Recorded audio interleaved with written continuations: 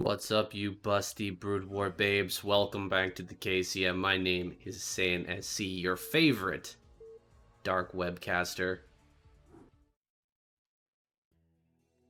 We've got a sweet lineup for you here today. Our first game, of course, going to be Snow versus Royal. But just about everyone here is an absolute killer. Actually, I take that back. Every single one of these players today is amazing. We've swapped out from the last week. YSC, he's no longer here. Mini is now in. We've got Soma, Sulky, Queen, Snow, Best, Mini, Rush, Royal, Sharp. It should be an excellent day of Starcraft, guys. Thank you so much for tuning in. Up here at the 12 o'clock position, we've got Snow. And down in the bottom left, it is Royal. We are, of course, on Ascension. And this first game, this is gonna set the pace here quite a bit, because Snow generally, he's the one who shuts down the Terrans when they're on a roll. It happens time and time again, mostly on Fighting Spirit for whatever reason. I don't know why, but it keeps going to Snow versus ex-Terran player on Fighting Spirit. This time he's out first, and he's against Royal. This Terran player has been impressing me greatly lately in the KCM. He hasn't had any really amazing showings in a big tournament like ASL, but he's been doing really well here, and he came out and he really started his career around the same time, I think, as Rush. Of course, he was formerly known as Sorry, but I only really remember him as a newer player who joined up, who started coming to prominence around the same time as Rush, and he hasn't exploded like Rush has. He hasn't dominated the scene on the Terran side of things quite like Rush has, but he has been showing some great promise here,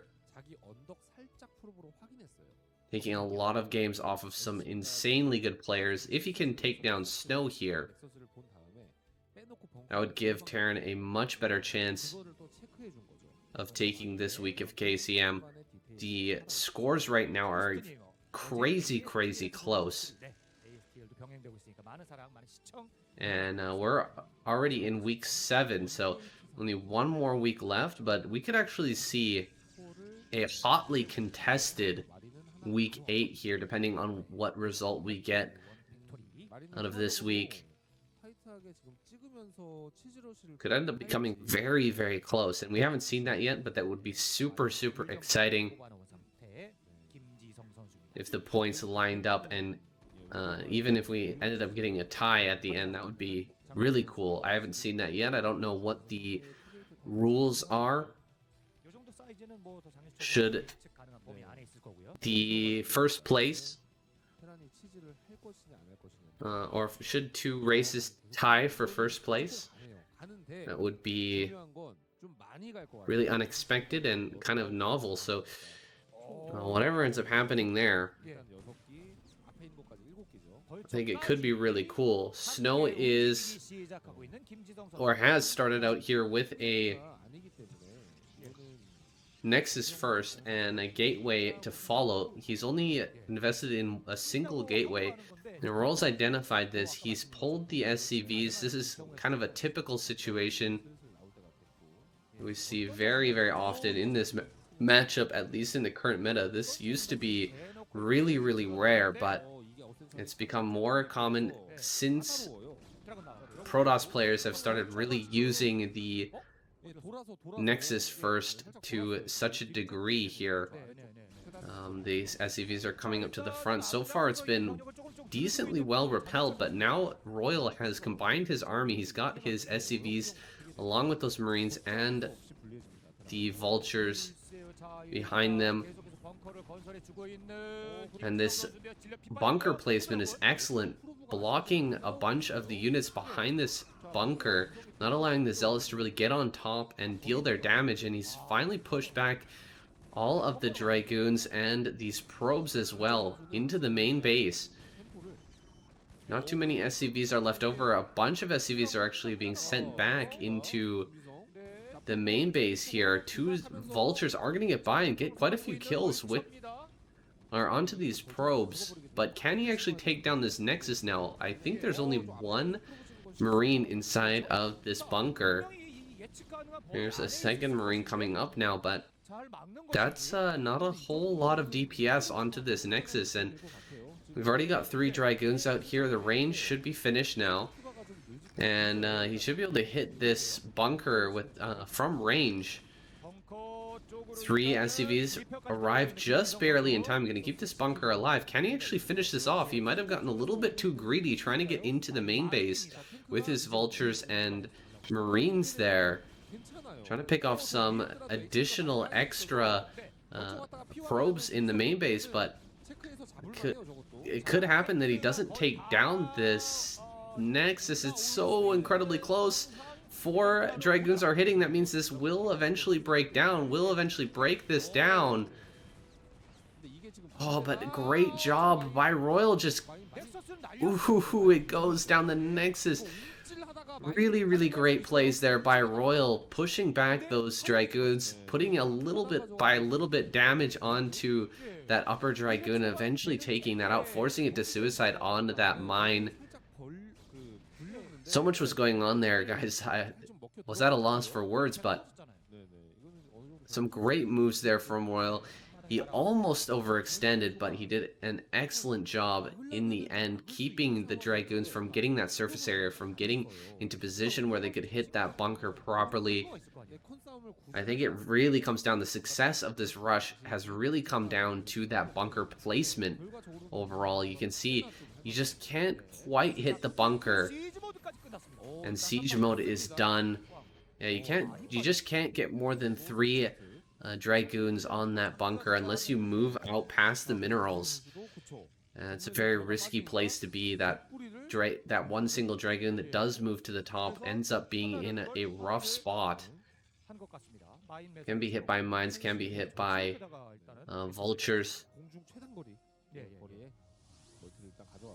And now a sneak base here from Snow, lifting his probe out and snagging a base in the top right hand corner. Those tanks at the natural have been pulled back. Royal is going to go into defensive mode from here. He is in a fantastic position, nearly unlosable at this point.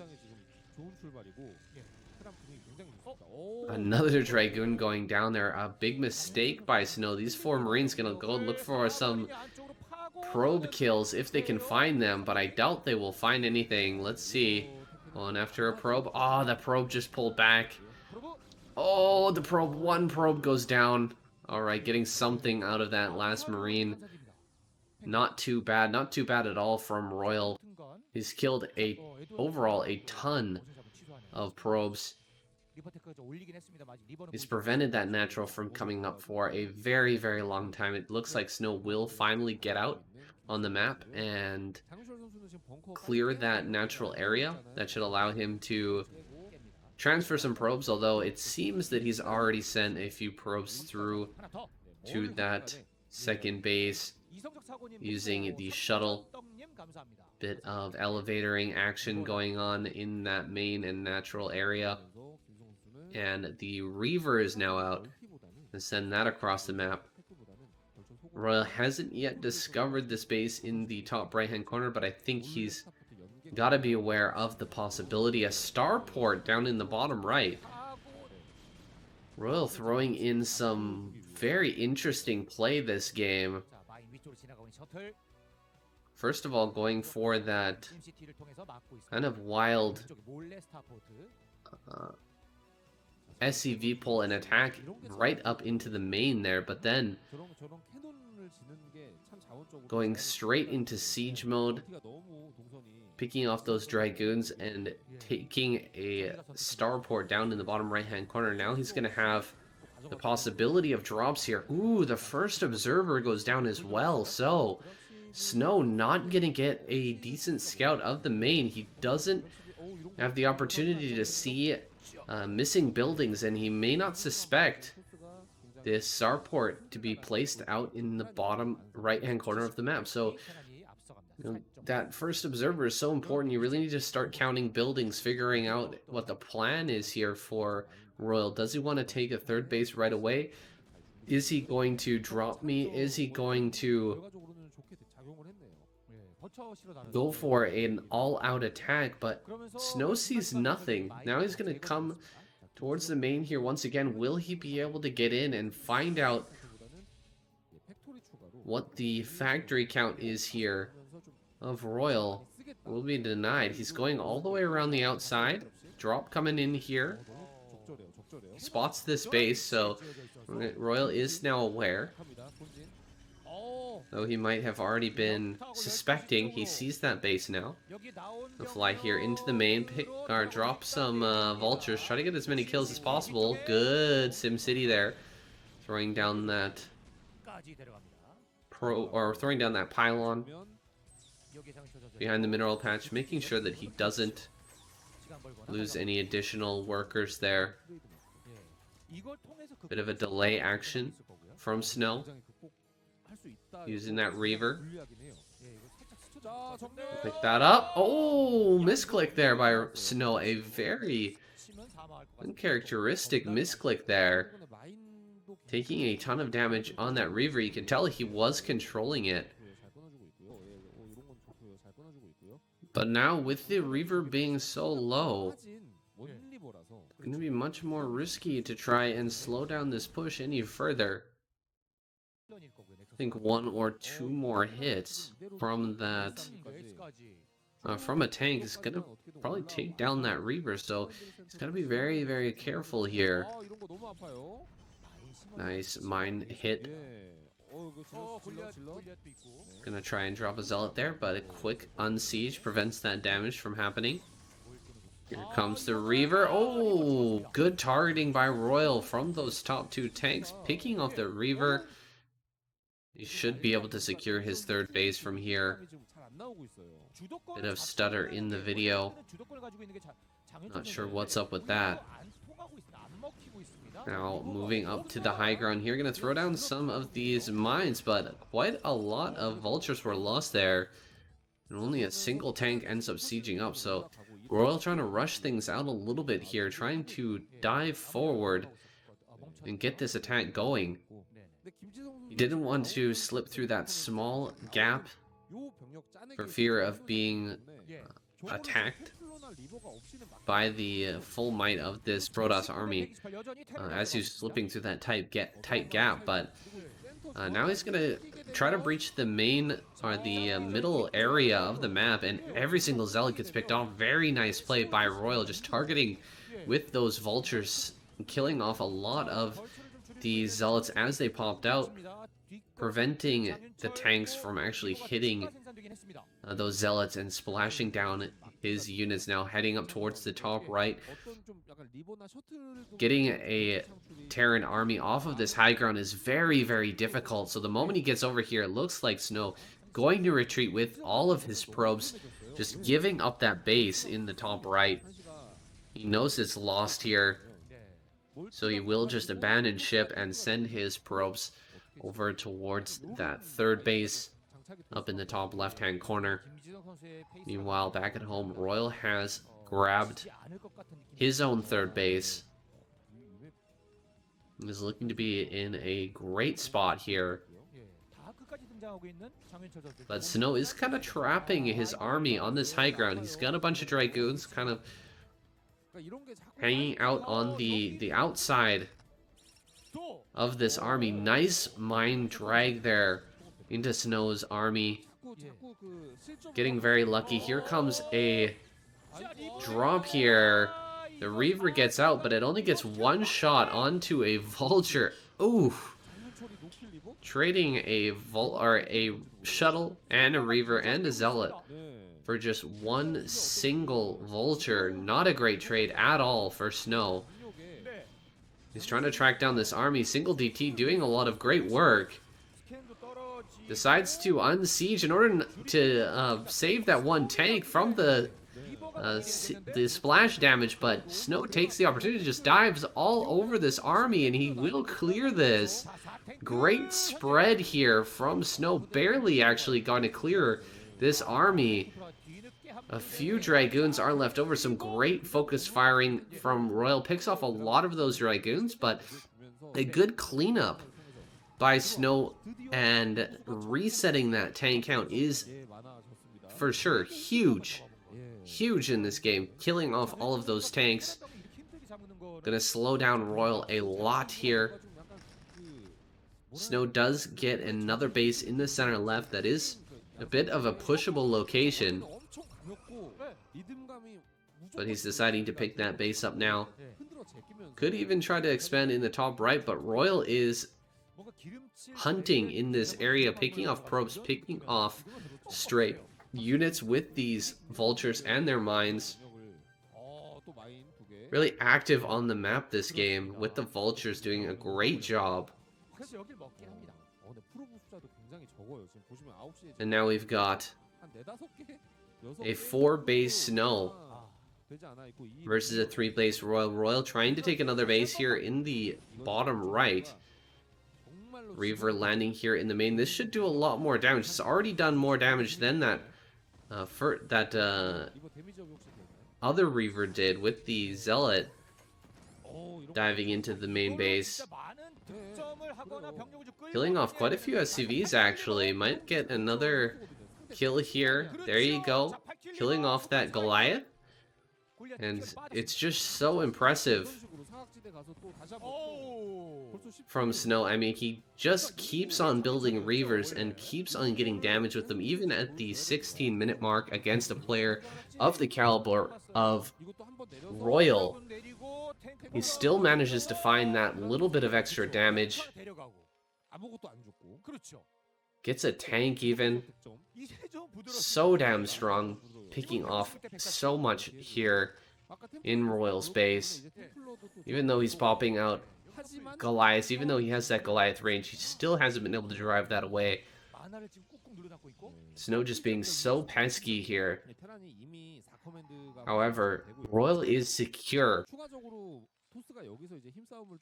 Even if a few SCVs go down here and there, he's managed to collect bases here in the bottom left-hand corner. He's got that entire third of the map now locked down completely. There's no way in for Snow's army, and he could throw a 200-200 army here and barely make a dent in what Royal has on that high ground. And so Snow just gonna hang back for now, take some more bases, and try some of these moves like this. Here comes a storm. Does catch the tail end of some of those SCVs, but not picking off too many. Nice job. A Wraith coming out here, gonna finish off this shuttle. Snow just gonna sacrifice his Reaver and Dragoon, try and get as much damage as possible. Dragoon here gonna give a little bit more longevity to the Reaver in the main, at least. Just due to the fact that this Wraith cannot attack the Reaver, at least until that Dragoon was dead. But now it's he's gonna be able to finish that off. Gonna get a shot on maybe a tank or a vulture here. There we go. Finally does go down, but the continuous Reaver presence from Snow. Really, the Reaver completely the MVP of Snow's army.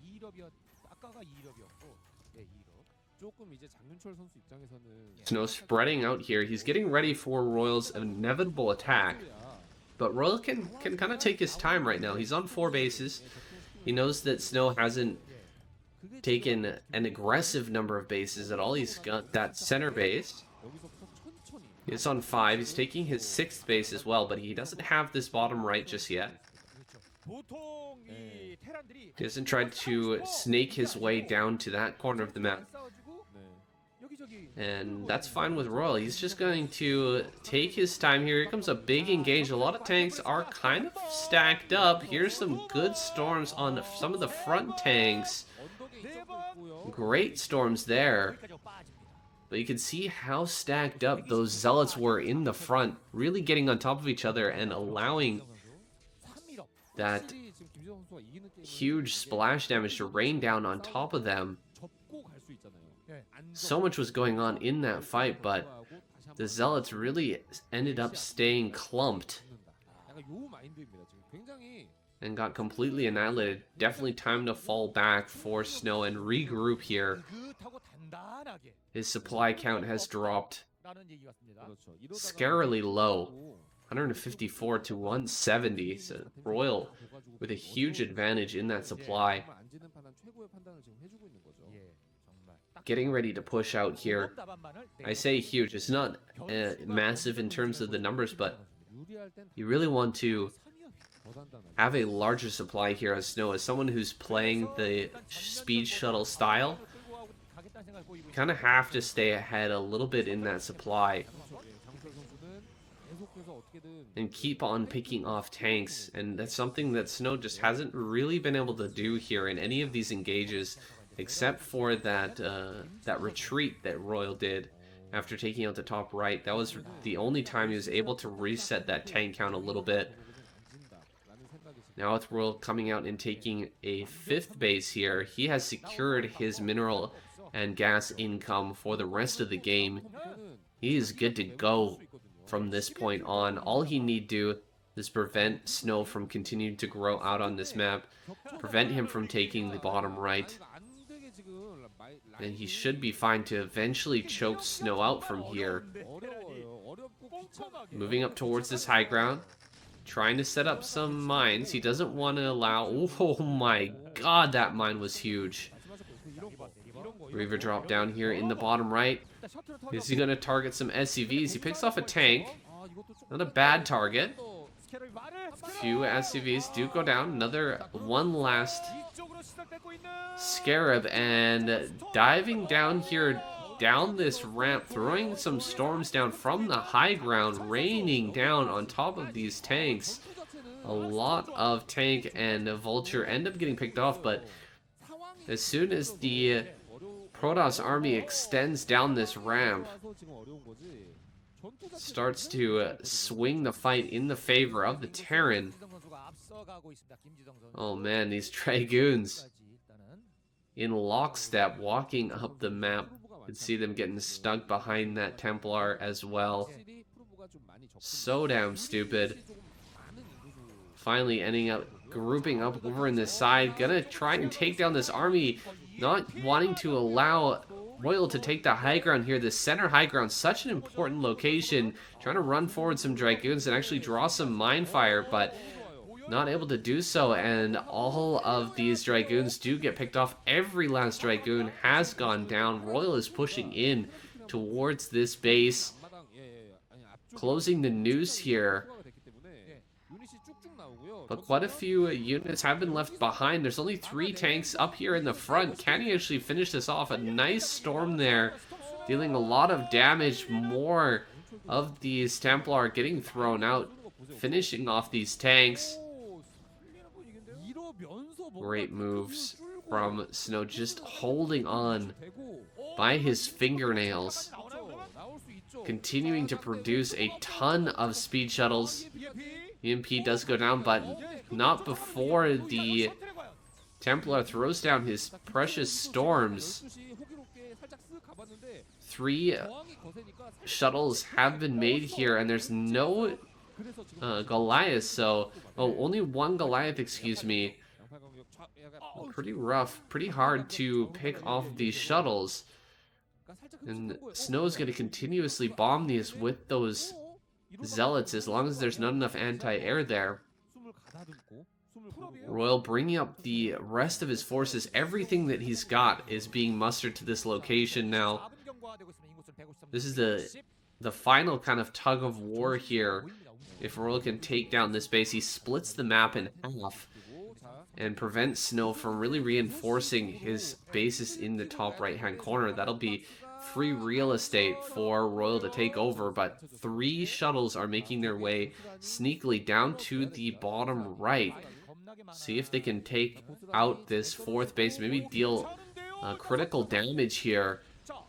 Or some of these shuttles are very, very low, and a lot of them have already gone down. Slash shuttle will fall as well. No storms wind up coming out, and all of the Dragoons will be cleaned up. Snow with kind of a last-ditch effort there, but now the map is completely split. Running up here with the Zealots. This is quite a few tanks, but they're really stacked up. These storms, absolutely huge, ravaging these tanks.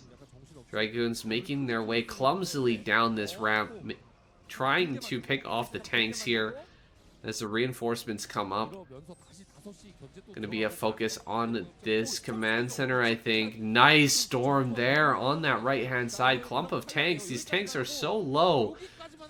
Only a few more hits from these Dragoons will finish them off, but he's forced to pull back. Royal secures this area once again. Another command center coming up. Royal in, I would say, control of this game at the moment. Snow is holding on, but Royal is looking to be firmly in the lead. A probe has managed to make its way down to the bottom right, but as long as Royal is aware of that, and he is with those mines down in the bottom right, he should be able to prevent that from going down. Oh, this mine. Ooh, that was really, really close. That DT almost managing to pick off 2 tanks there. 3 tank attack up in the top right. Not going to end up working out well for Royal. Royal's lost some control of the middle of the map. You can see Snow's army making its way past Royal's up there in the top center. And as it reaches here to the top right, it's going to reinforce this army and assist Snow in preventing the next base of Royal. This is kind of insane. It's very rare that you see a Terran player taking this many bases in TVP, but storms on the back of this mineral patch are going to be crazy annoying. He needs to set some mines up over there, maybe put some turrets as well, because Snow is just never going to stop throwing down storms at that location, dropping Templars on the other side of that wall. Ooh, storms with the are taking out some of these mines, and that's going to allow these Zealots to run forward a lot faster, but all the Zealots haven't picked off. It's just pure Dragoon versus tank with a few storms mixed in. He does pick off quite a few of them, but is forced back once again. Snow has another army prepared here on the left-hand side. Can he make his way down here and actually deny the space? He's got quite a few Zealots running in. Gonna try and surround some of these tanks. Zealots are on top of them. Royal immediately pulling away his SCVs, saving a lot of them and switching up his strategy, going for the attack here, counter attack to the top right hand corner, and to do his best to pick off both these bases as quickly as possible and just transfer his workers to that center right. Oh, Reaver popping out again with the Reavers, man. This guy just does not stop. He's got storms as well. Reaver plus that storm, picking off a whole bunch of tanks. This is the special forces of Protoss. A beautiful Scarab there. We get one more shot off. Nice job. And a DT to polish things off. Really good play by Snow, but there's just a few too many tanks here. He's going to continue to push forward. Snow's supply is quite a bit higher, but he hasn't been able to bring that army to bear. Some of them getting stuck at that small, tight entrance towards that natural. Special Forces Protoss. Oh, Nexus so low. Nexus gets picked off. Snow loses another Nexus here and is relegated to mining off of just the top left-hand corner and this top right. That Reaver coming in so clutch here in this late game. Picking off another science vessel as well. Snow fighting so scrappily here. And has managed to clear this high ground once again. And stealing the victory from Royal right now. It seemed like he had this game for quite a while, seizing the center. He's held that center area for so long, and he even took this high ground there in the upper right, but some storms coming down on these SCVs. Wow, so many kills there. 2 vultures sitting just barely out of range to be able to do anything. Pretty disappointing for Royal, losing all of his mining in this area. Ton of SCVs went down there. He might even be able to get another storm off here. Maybe just sack that shuttle and get one last storm on all of those SCVs. Pick them off. That would be absolutely massive. 190 supply snow. I don't know how he's managing to pull this off, but he is fighting back right now, pushing Royal around, keeping him in check, not allowing him to push all the way across the map and actually deal that fatal blow. Another storm drop. Not a whole lot of kills there, but double shuttle to follow up here. Can he finish off this base with these units? Double drop is coming down. Some more storms being landed.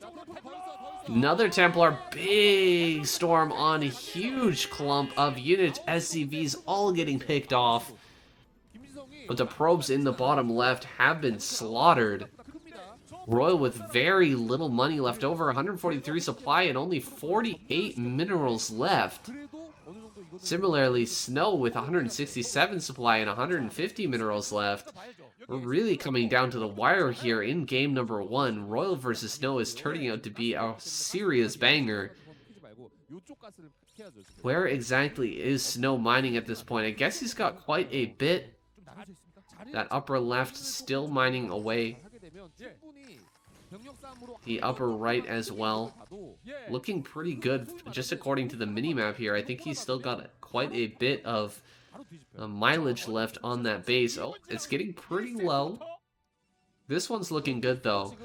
And he has a great army on this high ground. Going to try and come down here, finish off this base. A lot of tanks spread out very well.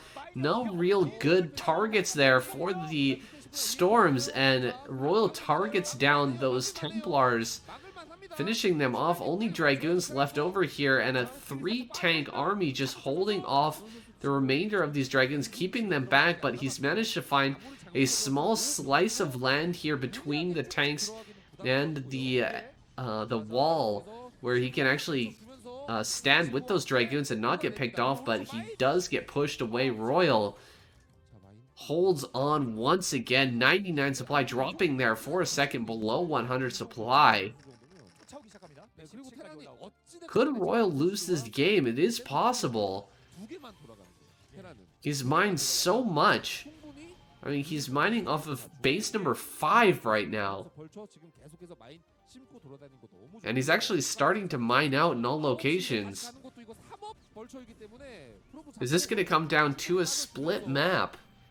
That would be insane. Snow sending a probe down to the bottom right. Can he actually take one of those bases? I think that would be GG if he does manage to get those bases up, with Royal not being able to contest them. Snow now taking the middle again for the first time since it was secured back, I'd say about 15 minutes ago. He's actually managing to take this area and hold it once again. Royal being pushed all the way back to his side of the map. He's got quite a lot of mines here, but it doesn't mean much if there's no tanks to back them up. The tanks are getting set up in a secure position. No attempt to take the bottom right just yet from Snow. He has set down a pylon in that area, but hasn't thrown down any cannons just yet. Splies are still very tight. And Royal is looking kind of unbreakable in this part of the map. Though in order to extend out and actually fight here... Oh, Storm coming down. Some dodging there, but... High Templar throwing down even one more Storm, picking off a tank. Being very annoying. Not a whole lot that Royal can do. What I was trying to say is... Snow is taking the bottom right-hand corner, and if Royal can't contest that... Or, I mean, if he does try to contest that, if he comes down there and tries to stop that base, it would be very, very tough to defend his bases at the same time. Coming through the middle here, gonna try and secure this area. A lot of great storms from Snow, being so efficient with his use of Templar throughout this game. Another drop here. Storm, not available. Oh, there is one. Just gonna finish off that tank with the Storm, picking that off and driving back Royal once again, not allowing him to mine freely from that area. But Royal is pushing through the middle. He's had enough. He doesn't want to allow Snow to take the bottom right and drag the game out any further. He's gonna take a big fight here, and this should be the final battle. Tons of Zealots running forward. Here's the High Templar Storm on the tanks. Tanks so stacked up here. Big storms on top of those. These Zealots are getting on top of everything, but I think enough tanks have survived where Royal can continue to push. Oh my goodness. 6 kill, 7 kill High Templar, picking off a ton of SCVs. Making life so miserable for Royal here. Just frustrating. Being hit there over and over and over again with those High Templar. Nexus on the way in this bottom right. Can Snow get this up and protect his mining in this location? Oh man, Snow. So clutch here, picking off another base. This is the last mining base of Royal. He's only got this command center.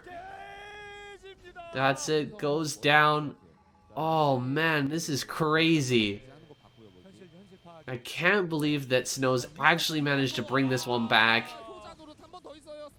High Templar making its mark here, killing quite a few vultures. Gonna throw down some storms on this tank as well. Zealots being bombed out.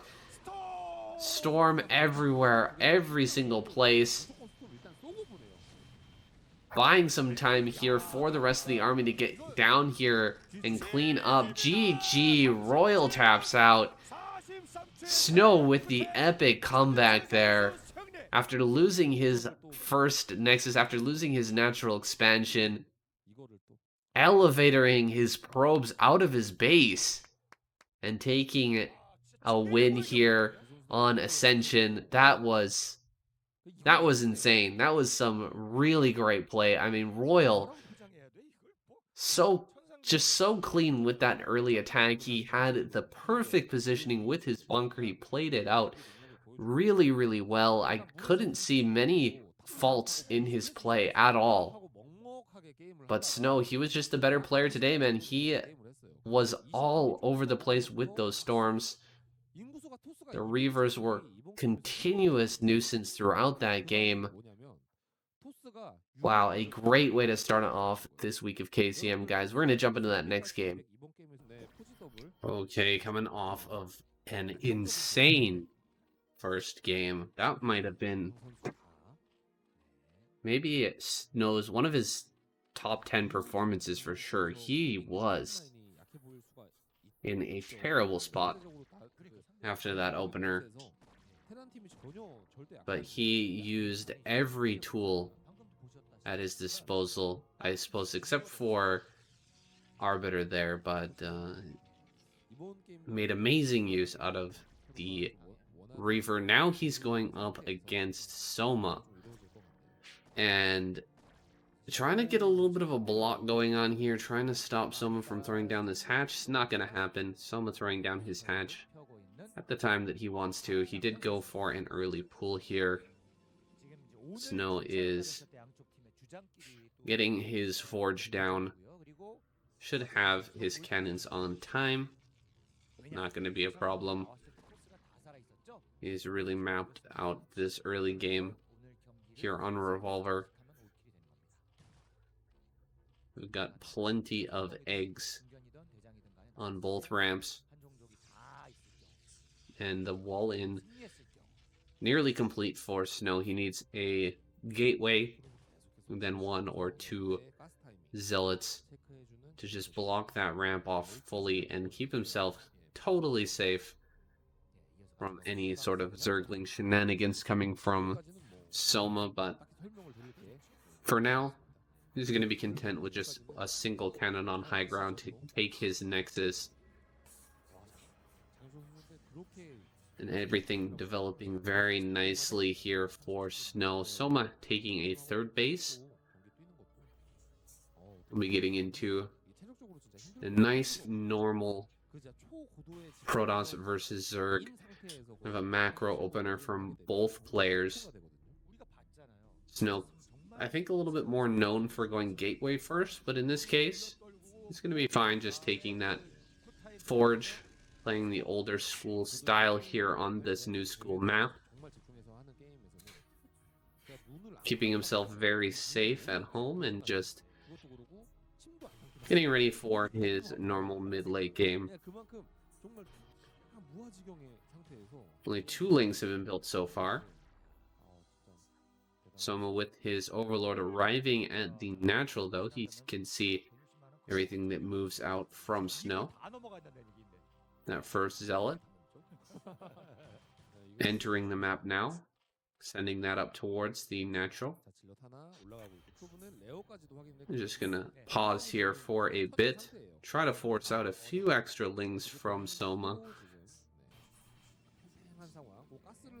That zealot is now a free radical, a extra variable that's out there on the map, so we'll force Soma to respond here, get a few extra lings out. Just make sure that he does have enough defense. But this is no attack from Snow.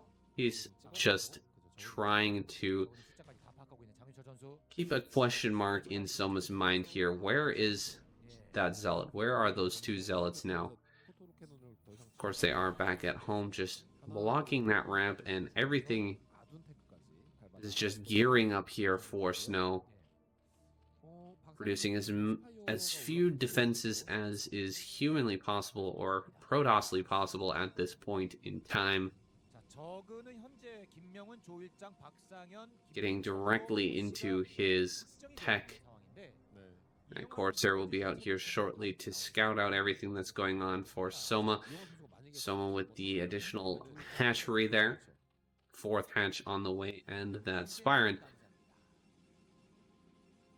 Protoss, I mean, they've been toying around recently a lot with going for a double Stargate,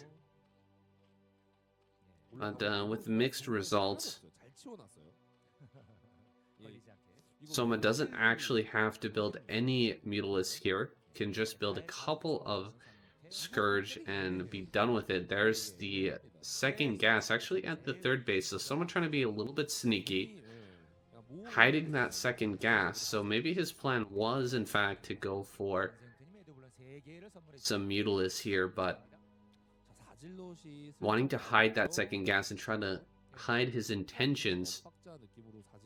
However, Soma sent his Corsair in the right direction. Ooh, a very, very nice surround there from Soma, almost picking off that zealot. He kind of broke that zealot off from the pack. That was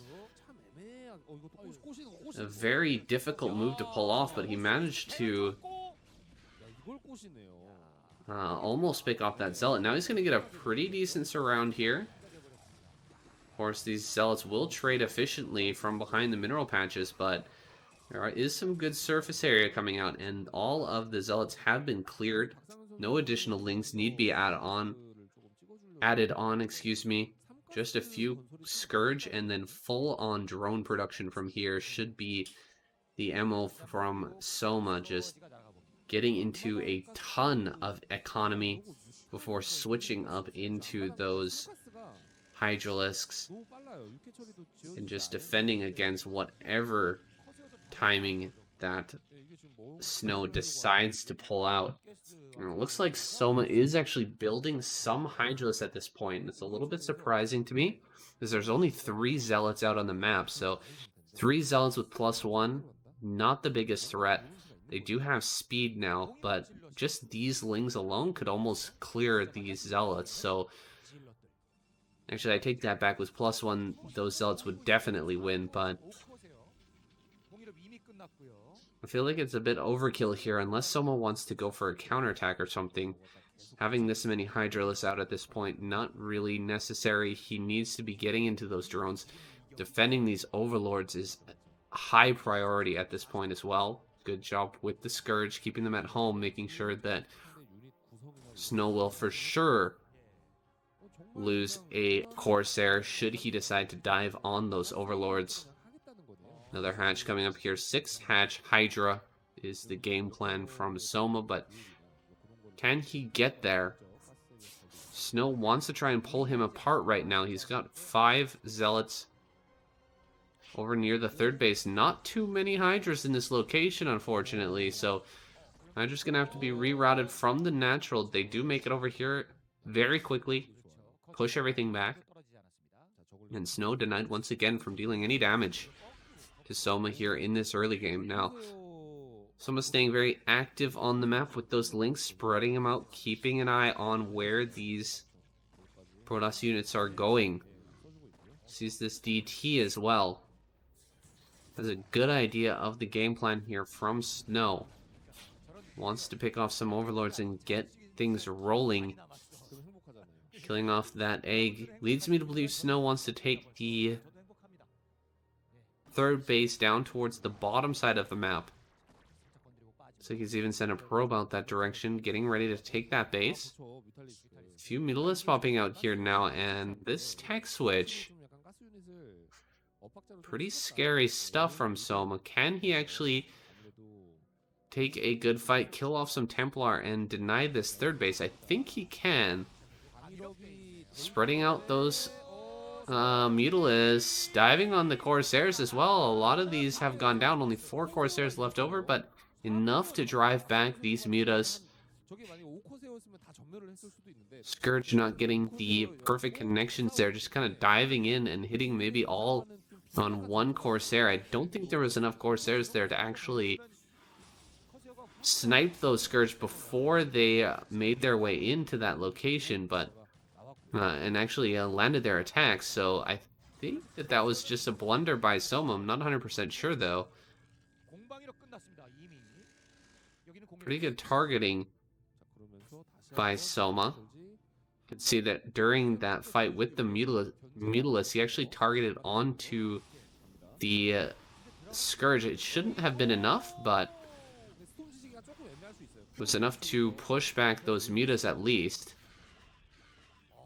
Now the rest of the Scourge do get cleaned up. So Overlord, maybe cost of doing business here for Soma. No, he comes to save it.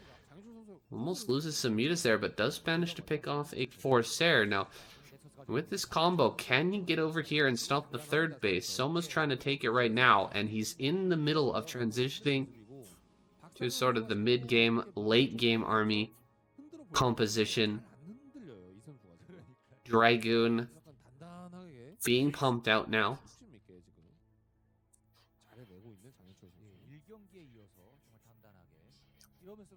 Soma massing up here in the middle. There's not too many Dragoons yet, so the firepower isn't quite there. Does have a few storms available. Looks like about 5 or 6 storms available in that group right there, depending on the energy of those high energy Templars, and a transition coming out of Soma now. He's already taken his 4th.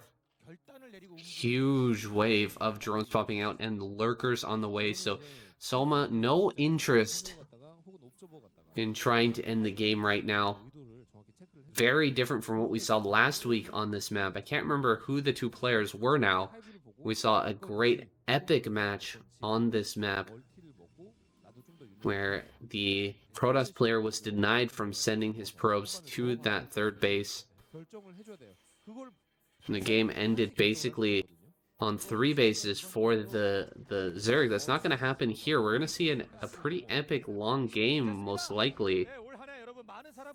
Unless Snow manages to break Soma's back right here, right now. He's heading up towards the top right. Lurkers are in position. Can Snow break through here? Lurkers on high ground. Nothing to be sneezed at. Here he comes. Moving up this ramp. Hydra's a little bit too far committed there.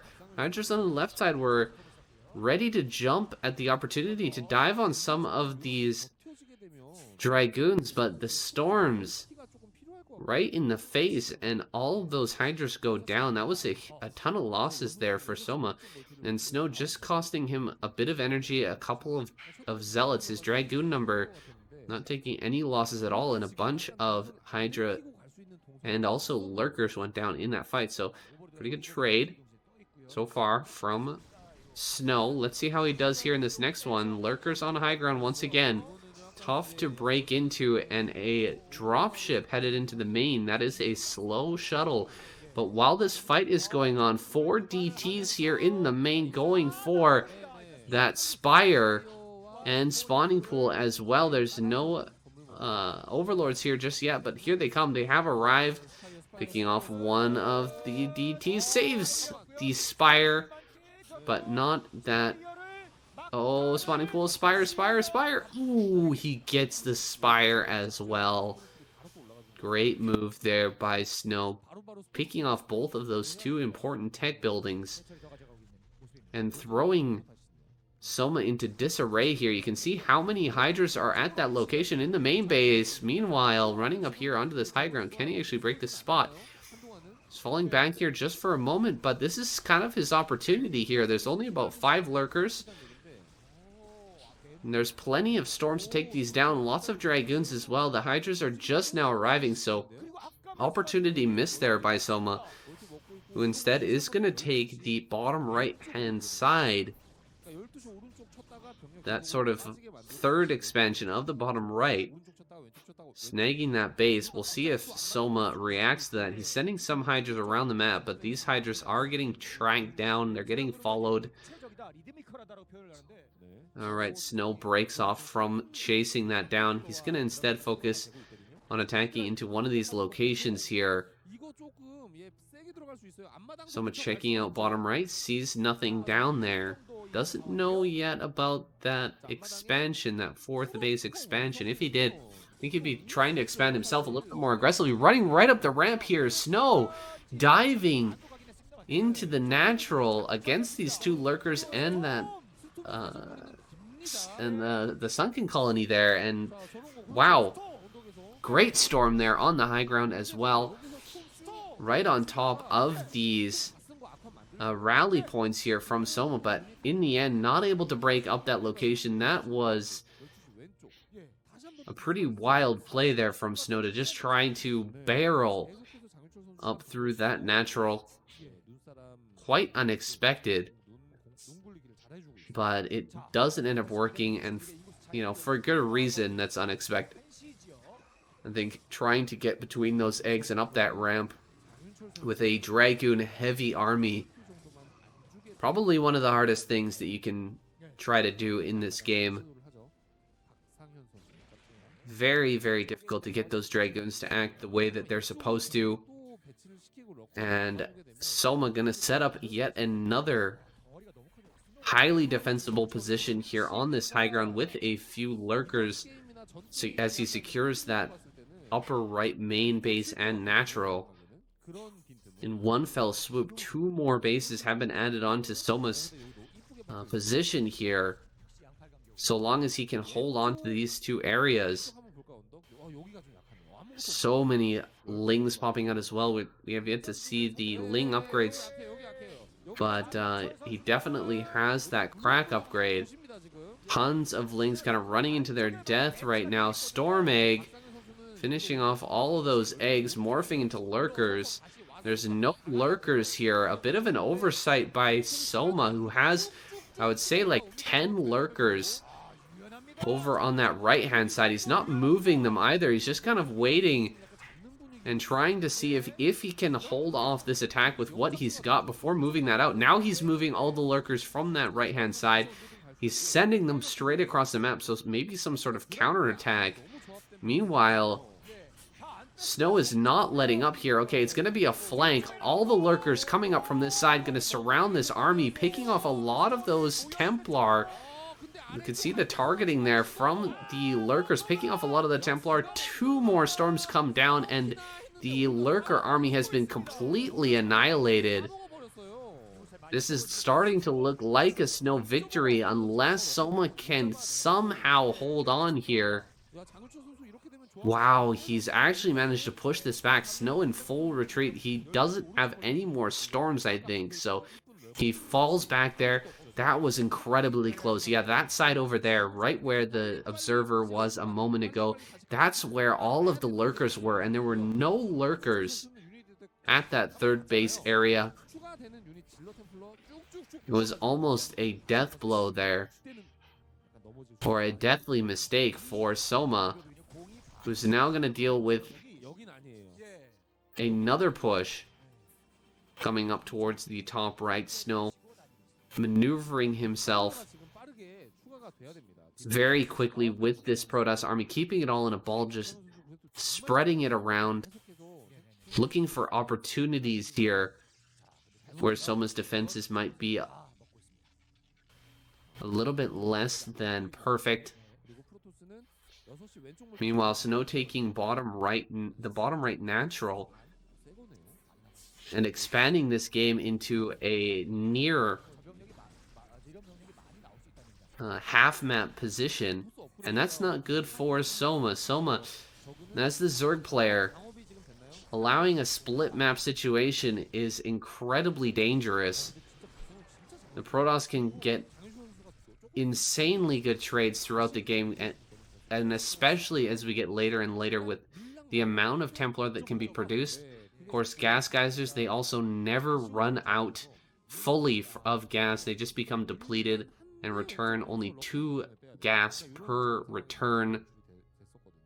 That means that with 5 or 6 bases, even depleted gas geysers can bring in enough to continuously produce these Templar. And of course the Archon number will grow as well as those Templar deplete their energy and get into the very late stages. Now, Soma is being forced once again to defend here his natural. The Zealots are picking off quite a few drones in this area, but the lurkers are making their way over here with some Defiler support, able to hold on to this natural. Wow, so many drones went down eventually there. Really surprised that this many drones got picked off in that natural base. Soma has so much economy though at the moment. He's got a ton of drones spread out over about 6 mining bases at this point. A Dark Archon being added on. Never a bad choice. That Maelstrom is incredibly good at stopping things like drop, like tech switches into Mutalisk as well. Lurker on high ground. Let's see how much damage can get done here. He's going to try and pick off this cannon, it looks like, first of all. And then the probe as well. Cannon on high ground there. Clearly, Snow was preparing for this type of play exactly, but Soma is still able to make it happen, to make it work. First Plague is here. Soma landing that on quite a few of those Zealots. And what I said before about the Protoss being able to take efficient engages over and over again in the late game, well, the only caveat to that is, of course, Plague. Plague going down on big chunks of Protoss army can absolutely ravage that and help the Zerg to make those good trades and eventually become more efficient than the Protoss player. That doesn't really work if we get into the very latest stages where there are enormous numbers of Archons. Archons, they don't have very much health, so Plague really doesn't affect them. But in this stage, when we've got so many Dragoons and Zealots, very, very efficient, highly effective strategy from the Zerg's point of view. Now, Soma is going to take another base here. Wow, 3 Lings end up getting picked off by that. That's pretty funny. Zealots are so strong, but Lings, with their upgrades coming up now, going to become stronger and stronger. It's like Defilers will be picked off. 2 armor is complete. Got 2/2 for the Lings. 3/3 should be on the way here. We don't have any sort of Ultralisks or craziness coming out from Soma just yet. But in these split map positions, then you can never really tell what's going to happen. These things can get really crazy. We could even see Snow switch into a ton of Reavers here. I think that's actually becoming more of a necessity at this point. Wow, Lurkers running straight in headlong to this army, getting picked off en masse. That was a big blunder by Soma, who just lost a crazy amount of supply in Lurkers. They are 3 supply apiece, so not a joke to be losing all of these units here at such a crucial moment in the game. As he's trying to take the center right, that base will now be denied from him.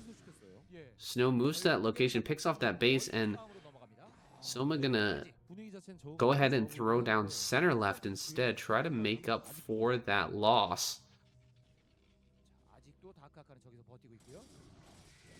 We've got Snow moving through the right-hand side of the map. Good Dark Swarms here, but kind of denying his own Hydralisk attacks. No Lurkers in this army, so... Oh, a few Lurkers under that Dark Swarm, actually. Doing some good work. Hydras, once again, ineffective under the Dark Swarm. Chasing down this army, Soma still has quite a bit here. This is really important to pick off some of these Archons to lower that number as much as possible with these Hydras whenever he can. A lot of Archons have fallen here, only 2 left over. This army is becoming very, very small. Now is really the opportunity for Soma to take more bases. Can take center left and center right, potentially. Hasn't had an opportunity to send a Defiler down with Dark Swarm and a few Lings to try and pick off one of these bases, but the time is coming soon, I think. That will eventually have to happen. Another push forward here. The army supplies, the armies that are actually clashing right now are pretty darn small overall. Trying to pick off this drone. He does get the drone and that hatchery as well. Super annoying here for Soma, who's been trying to take one of these bases for quite a while. Not able to complete either of those. And there it is, Reavers. The transition has begun. Snow adding on the Reavers over there in the bottom right. Gonna be able to defend that location in a super efficient manner. Soma pushing forward here, losing quite a bit though to the endless storms of snow. It doesn't get better from here with some Reavers popping out. Nice plague on the Reavers though. That was a really clutch plague. And the Dark Swarm now working against Soma a bit here as he tries to run forward and actually pick off these Reavers there. The shuttle is super, super low HP. It's gonna be like 1 HP and only a few energy for, or a few energy on that, or shield energy, excuse me. A little bit of shield energy left over, but a juicy target for those Hydras to try and snipe down. If he manages to jump on that and pick off that Reaver, the backbone of this defense would be nearly destroyed here. These Reavers are doing so much damage, though, to this mainly Ling army. I don't see any Hydras in there. There's the Hydras now finally coming forward. He needs to target, I think, this Reaver and the shuttle. Diving forward. Soma coming up with a ton of lurkers. Huge army rushing forward, but no Darkstorm on these lurkers at the front. The Lings are getting cleaned up, and the Reavers are still alive. The army has been repelled here. Soma not able to break through, not able to deny this base. And he's sitting here, again, half map position, split map. Snow is eventually going to grind him down here, even if he takes another base in the center left. That's a necessity now. He absolutely needs that income. He also needs center right, potentially. But it's possible. Even if Snow allows center left and center right to go to the Zerg, he could still grind this down in a long game. Just due to the efficiency of this army now, what he's getting. I can't believe he's actually still adding on more Dragoons at this point. It's a little bit surprising to have this number of Dragoons, but his army is very strong. So many Templars in there. He's also got a lot of Archons ready to go. Going after this Observer. He's going to get it. Observer goes down. Second Observer as well. There's a third, though. And these Defilers will, or the Lurkers will be picked off. Soma bringing up his entire army. Can he save this base? Oh no, Dark Swarms here. The Dragoons are doing so well. Huge storms on the right-hand side as well. This Defiler finally arrives and throws down a couple of Dark Swarms, but to no avail. More Lings making their way up here. Maybe he can save this if the Lings can make their way underneath the Dark Swarm and fight through the Archons. No, it looks like Snow will be victorious. Man, it would have been nice to throw down a Plague on all of those Dragoons rather than that Dark Swarm. But desperation mode here. Desperate times, man. Soma tries it with the Dark Swarm. And the Lings don't end up surviving long enough to hold on. GG is called. Soma gives up.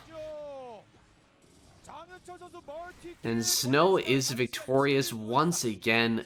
Another excellent long game from Snow. Really proving himself in the late game of both Terran and Zerg matchups. And I don't know, who are we going to see coming out here next? Is it going to be Rush or Sharp? I think Rush definitely has a good chance of taking down Snow. I'm not 100% sure about Sharp. Let's see who comes out in that next game. Alright, I am back. Those past two games took a heck of a lot of time. Those were very long games, and ran out of time last night to finish casting. Woke up this morning and my car was completely dead. The lights weren't on and the door wasn't open. So I'm not sure what went wrong there. Maybe it's just getting old, but I ended up having to replace the battery today. Very, very annoying in the morning. We had another dump of snow last night as well. Man, it's cold in Canada. I'm looking forward to getting the heck out of here. I guess as soon as I can. Not sure when that's going to be, but I just can't abide by this cold, you guys. Too damn cold. Anyway, our next game here, we've got Sharp versus Snow. Snow on a roll here with 2 kills already. We'll see if Sharp is the one to take him down. This is Neo-Sylphid. Anyway, that's the name from what I can remember. A Nexus gonna come out here. Snow gonna skip range. Throw his Nexus down as early as he can after that first gateway and cybernetic score. Not even gonna build a Zealot here. Foregoing that Zealot, going straight into a Dragoon. It looks like he's gonna push back this SCV, kills that SCV, and starts his range right away. Meanwhile, Sharp not going anything crazy, not getting a gasless fast expand even. Instead, he's just gonna take a expand here off of one factory. Single vulture into a machine shop here. And since there's no range for a little bit, these Marines can fight quite a bit easier. Be able to push this Dragoon back, start that bunker. He's already taken all the shields off of this Dragoon, and he will have to retreat with that. Everything looking pretty normal here in our early game. And everything will end up panning out into a normal mid-game. With the robotics facility on the way. And likely Snow getting into a Reaver here. Now, Reavers on this map, what can I say about them? It's very, very difficult to cover this entire main base with turrets. It's just such a wide main base. There's a ton of high ground all the way around the outside. The Protoss can kind of skirt that high ground without fear of taking damage from turrets, get a good view of everything, and then fly in where the opportunity is presenting itself. Engineering Bay now on the way. Looks like Sharp will be going for that turret ring as a preventative measure against these Reavers. He's got to be nearly certain that this is the tech path that Snow will be going for. It is Snow after all, so Reavers nearly a certainty in all PVT games here. The engineering bay finishes up. We'll see where he decides to place these turrets. I'm sure he's got it pretty well mapped out. Neo-Sylphid has been around for a very long time. And turret placement's always been a problem here in both the Terran versus Protoss and Terran versus Zerg matchups. The natural base is basically my kryptonite here, that bottom right natural, where Mutalisk can continuously pick off workers. It's so incredibly tough to get a good turret defense going there, so turret placement always a factor on this map, or nearly always anyway. Snow gonna send his Dragoons across the map. Even though there's a Vulture out here on the map, he's got a good wall in at the front of his natural, and only one Vulture is out here, so he's not too afraid of a run-by at this point. Can just throw down that wall at the natural and keep a Dragoon at that location. Bunker! Repair. Can he get enough repairs on this bunker? No, he cannot. That bunker goes down immediately. These Dragoons gonna go for all of the Marines and then try to pick off a tank or two if they can.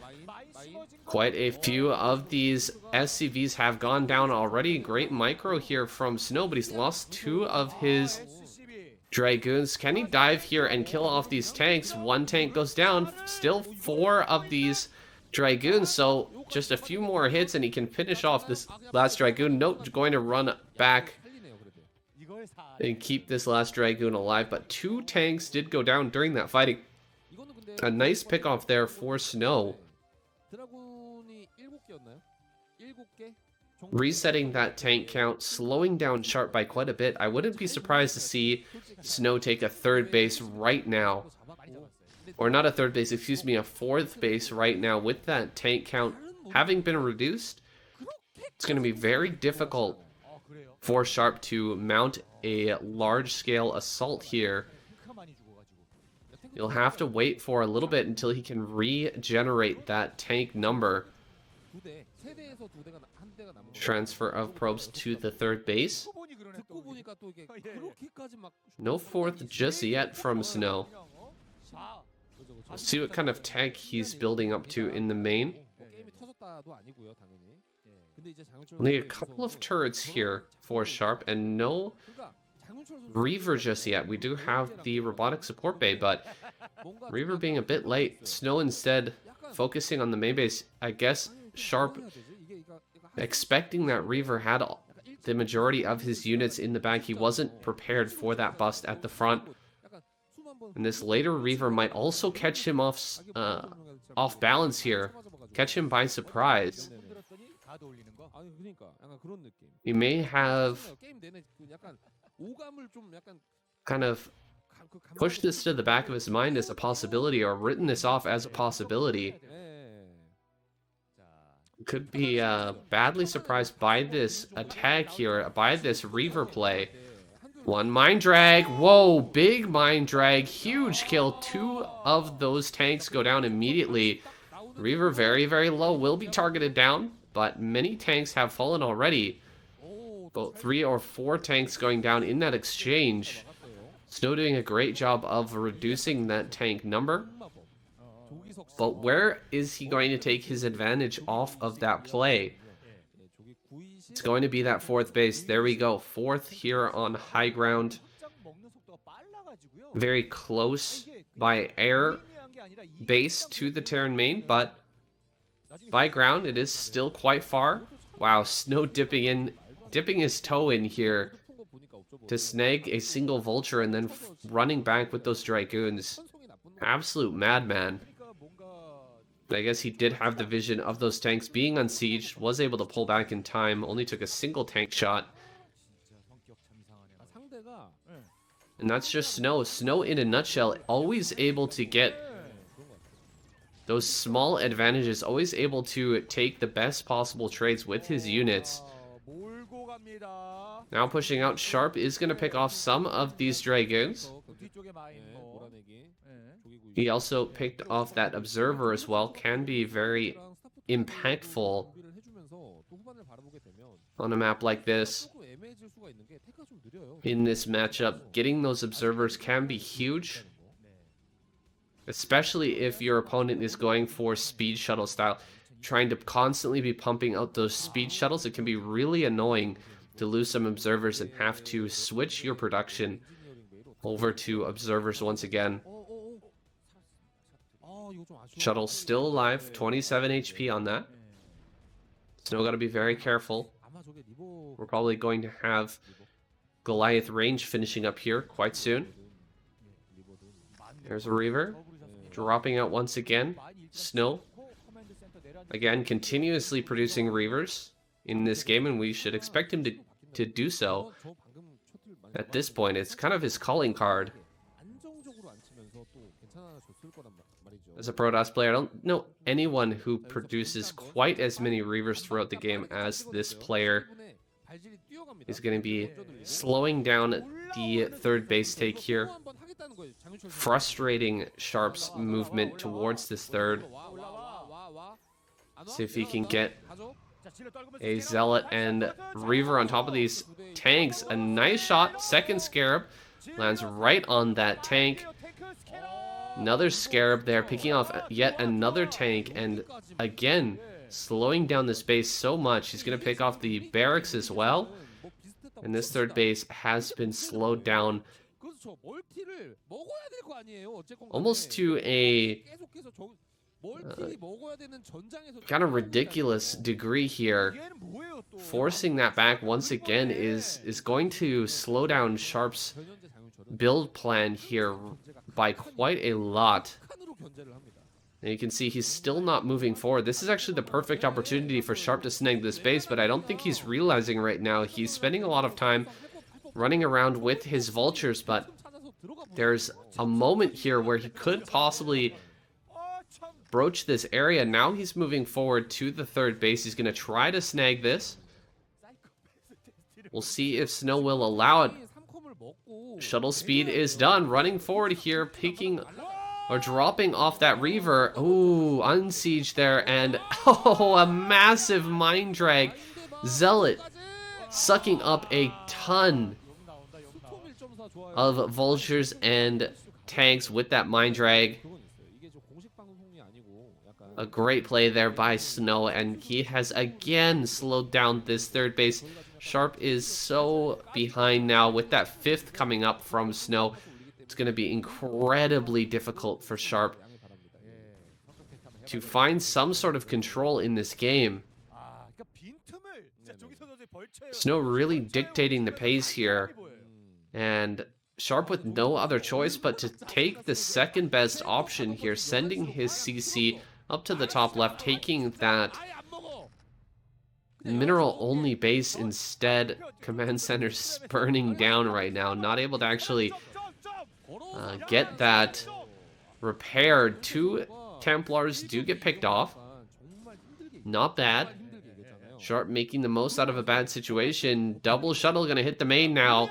What do we have over in this area to defend? Not much. Not much at all. A storm being thrown down. Is there a Reaver in here as well? I wouldn't be surprised in the slightest if there was. A couple more Zealots and a Templar. Here comes the storm. So many damaged SCVs there. But not enough energy for another storm. Shuttle is empty at this point. The majority of Snow's army moving around the outside. He's coming to deny this base, and Sharp is nowhere to be seen. He might end up losing this command center, actually.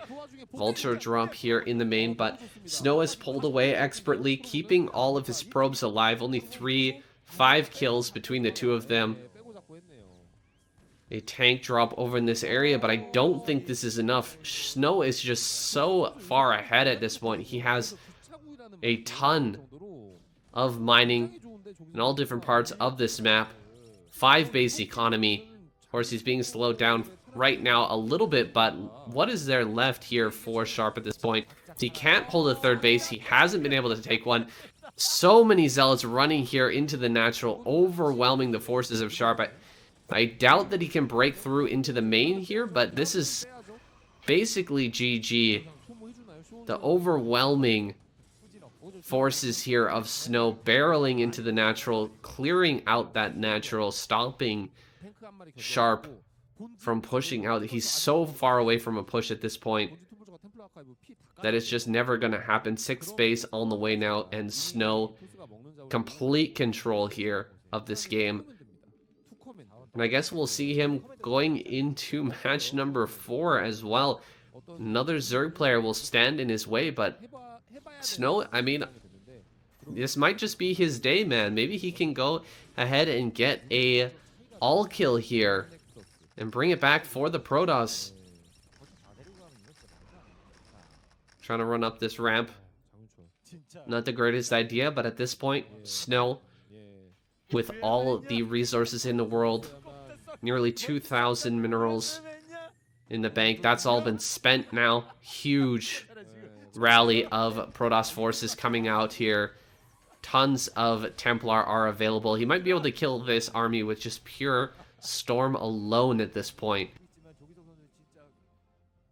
as he has just been banking those up with a lot of gas income coming through here. My goodness, that is a ton of gateways. Huge spread of units coming forward. Zealot's going to dive right on top of the storms in the center. Not the greatest, but the overwhelming numbers here, I don't think that Snow will be denied. He does get pushed back, and a lot of his Templars do go down, so Sharp fighting back, but with no third base.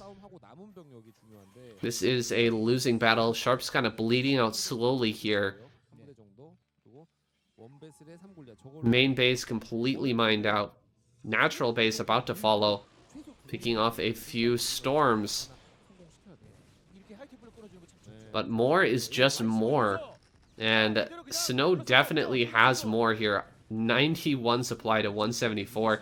He is going to lose this army in the top center, but a fresh army coming out from the main now. Gonna come to deny this third, but it hasn't even been set down. Snow splitting his forces quite a bit and losing a lot to some of these mines, but he is going to be able to pick off everything coming out of Sharp Space, and GG is called. Snow takes yet another game here in the KCM. Up next on Eclipse, we have Snow versus Queen. Queen, the two-time ASL champion, down here in the bottom left. Let's see what he's got for Snow. Can he take this guy down? Can he stop his streak? So far, Snow has shown a good range of play. Not afraid to take it into the late game either. Able to go toe-to-toe against Soma. One of the most aggressive Zerg players that we have.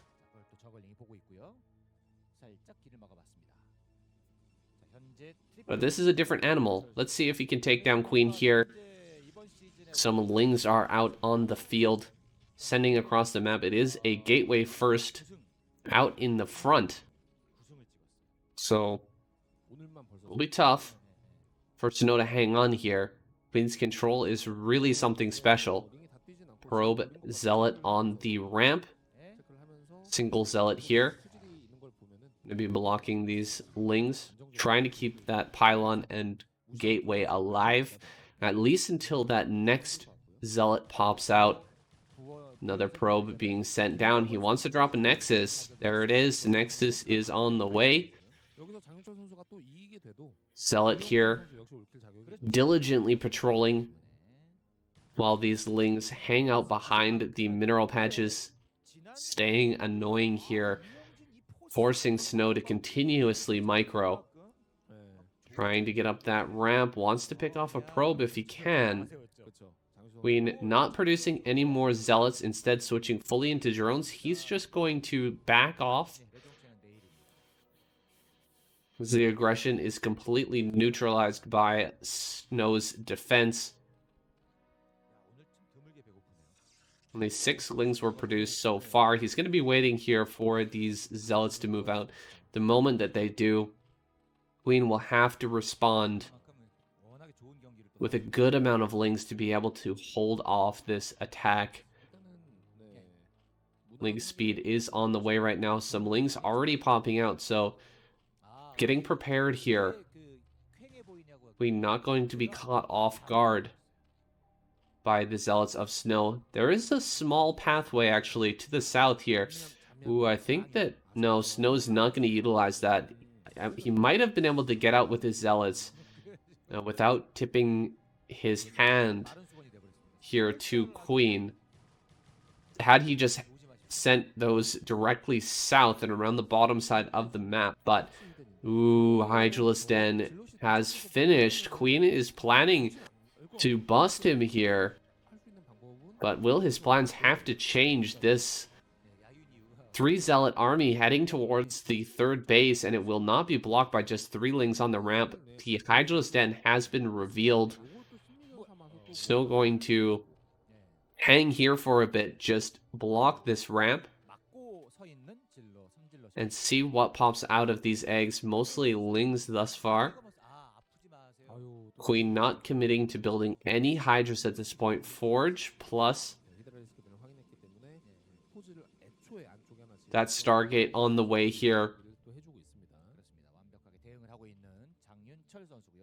A very tense moment.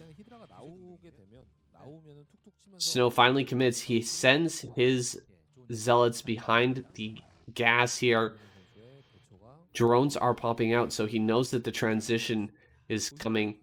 Queen not going to be trying to bust this location, instead building up his drone count, looking for, oh, wait a second. Actually, a few Hydras are popping out. Let's see if he is building these just to pick off the forge there at the front, or if he wants to continue to build up and try to take this down. Try to take down this wall here. Hydras are being a little bit ridiculous. Not doing their jobs, not attacking. Now finally getting some shots off on these zealots. He will finish them off. Back at home, Snow with plenty of cannon. He has and will have 4 cannons here in just a moment.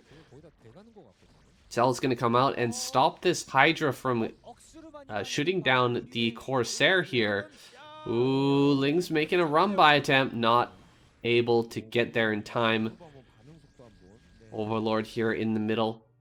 A little bit of a misstep from Queen, sending that Overlord across the map. Not sending it to the front of the natural. Now, the Overlord will end up going down here. No, he backs away. The Forge being taken down. Zealot's gonna commit. Let's see if they can buy just enough time to let this Forge finish. No, diving forward now. Queen looking for an attack on this, on these cannons. Can he actually get a cannon here? Going for it, gets one. Should be able to focus down this Forge now. Just a straight up right click will be sufficient. Oh, it finished. Snow, clutch hold there, able to keep that Forge alive and finishes the +1. Big moment for our Protoss player. Queen's strategy did not work. Now he's not going to be able to take down this cannon wall either. Plenty of cannons are available. More and more Hydras are coming across the map, though. Man, that is risky for Queen. Oh, a cancel. 2 cancels. Not good. Queen has a ton of Hydras coming up here. Going into lair now. How many Hydras is this? Maybe 14, 15 Hydra? Can he actually dive forward and kill these cannons now? There's only 4 or 5 cannons in that wall. And the Zealots do not yet have speed. So maybe he wants to dive on that. So far, though, Queen just hanging back. And I think if he was going to dive on it, he would have done so by now. Oh, he's looking for it. More drones are popping out. Zealot speed is done. That's it. No more bust here from Queen. Queen cannot pick off those cannons here. He'll have to fight with the Zealots. Running back at the moment.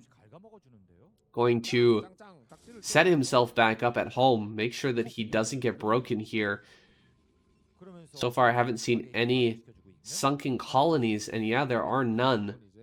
Ton of Hydras being produced. Will he be ready in time for this Zealot timing? All the Zealots heading towards the 3rd base. Queen, is he ready for this?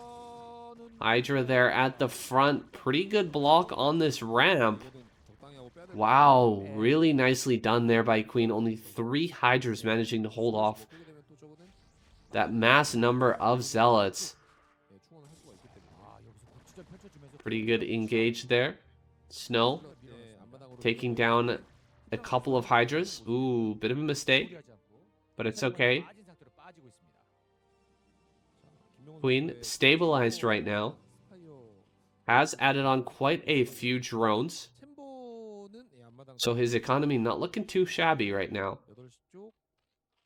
Generally, when we see the Zerg player go for an early bust, it puts them pretty darn far behind if it doesn't work out. But as you can see, Queen didn't sacrifice many of his Hydras to try to make that bust work. And so he had enough to prevent this early Zealot timing attack from dealing much damage.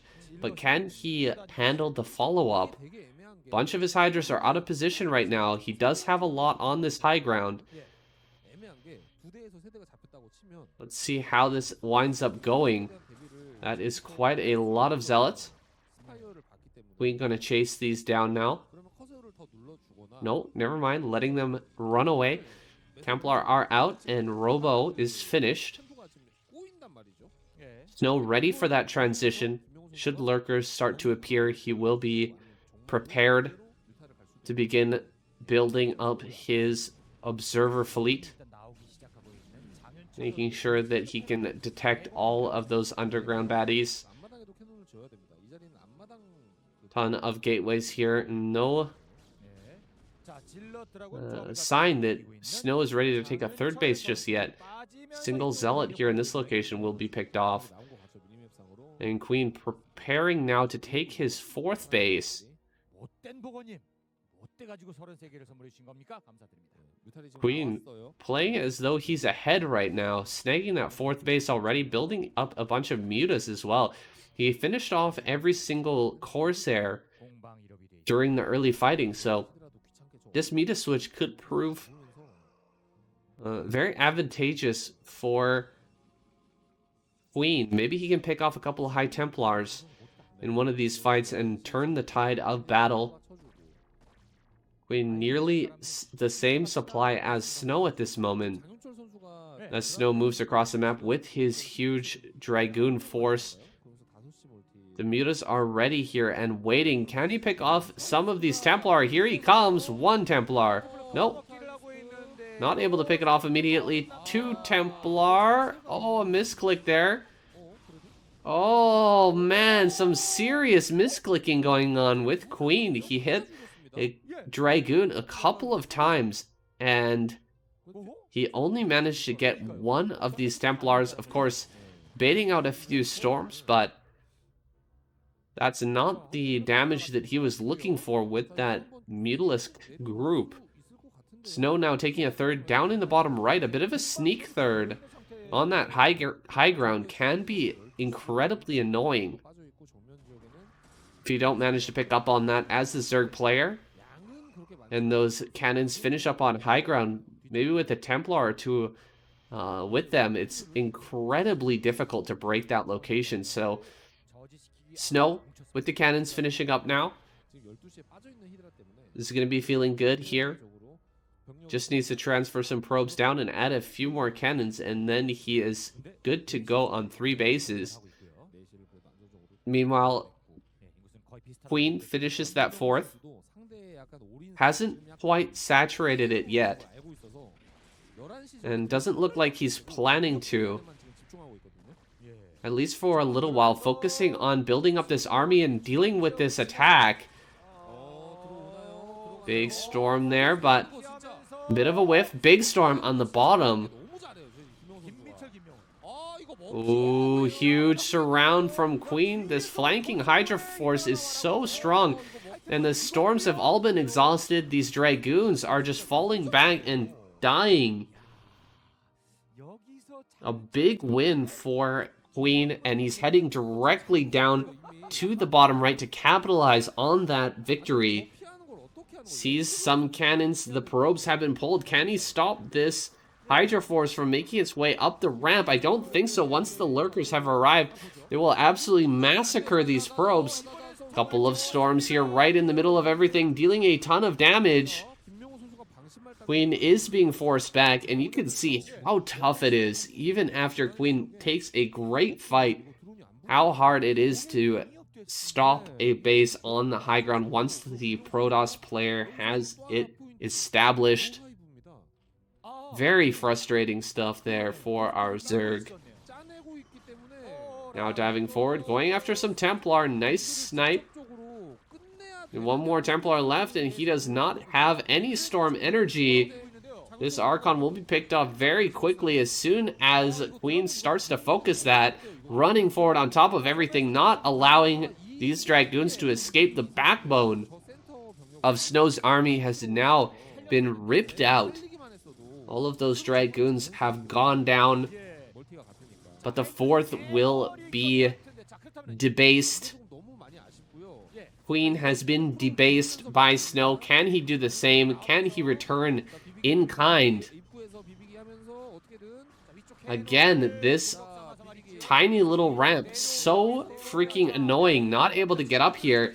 Some Zealots finally do arrive, and these probes are just blocking everything. So annoying. Every single Hydra goes down here. And Snow still manages to save that third.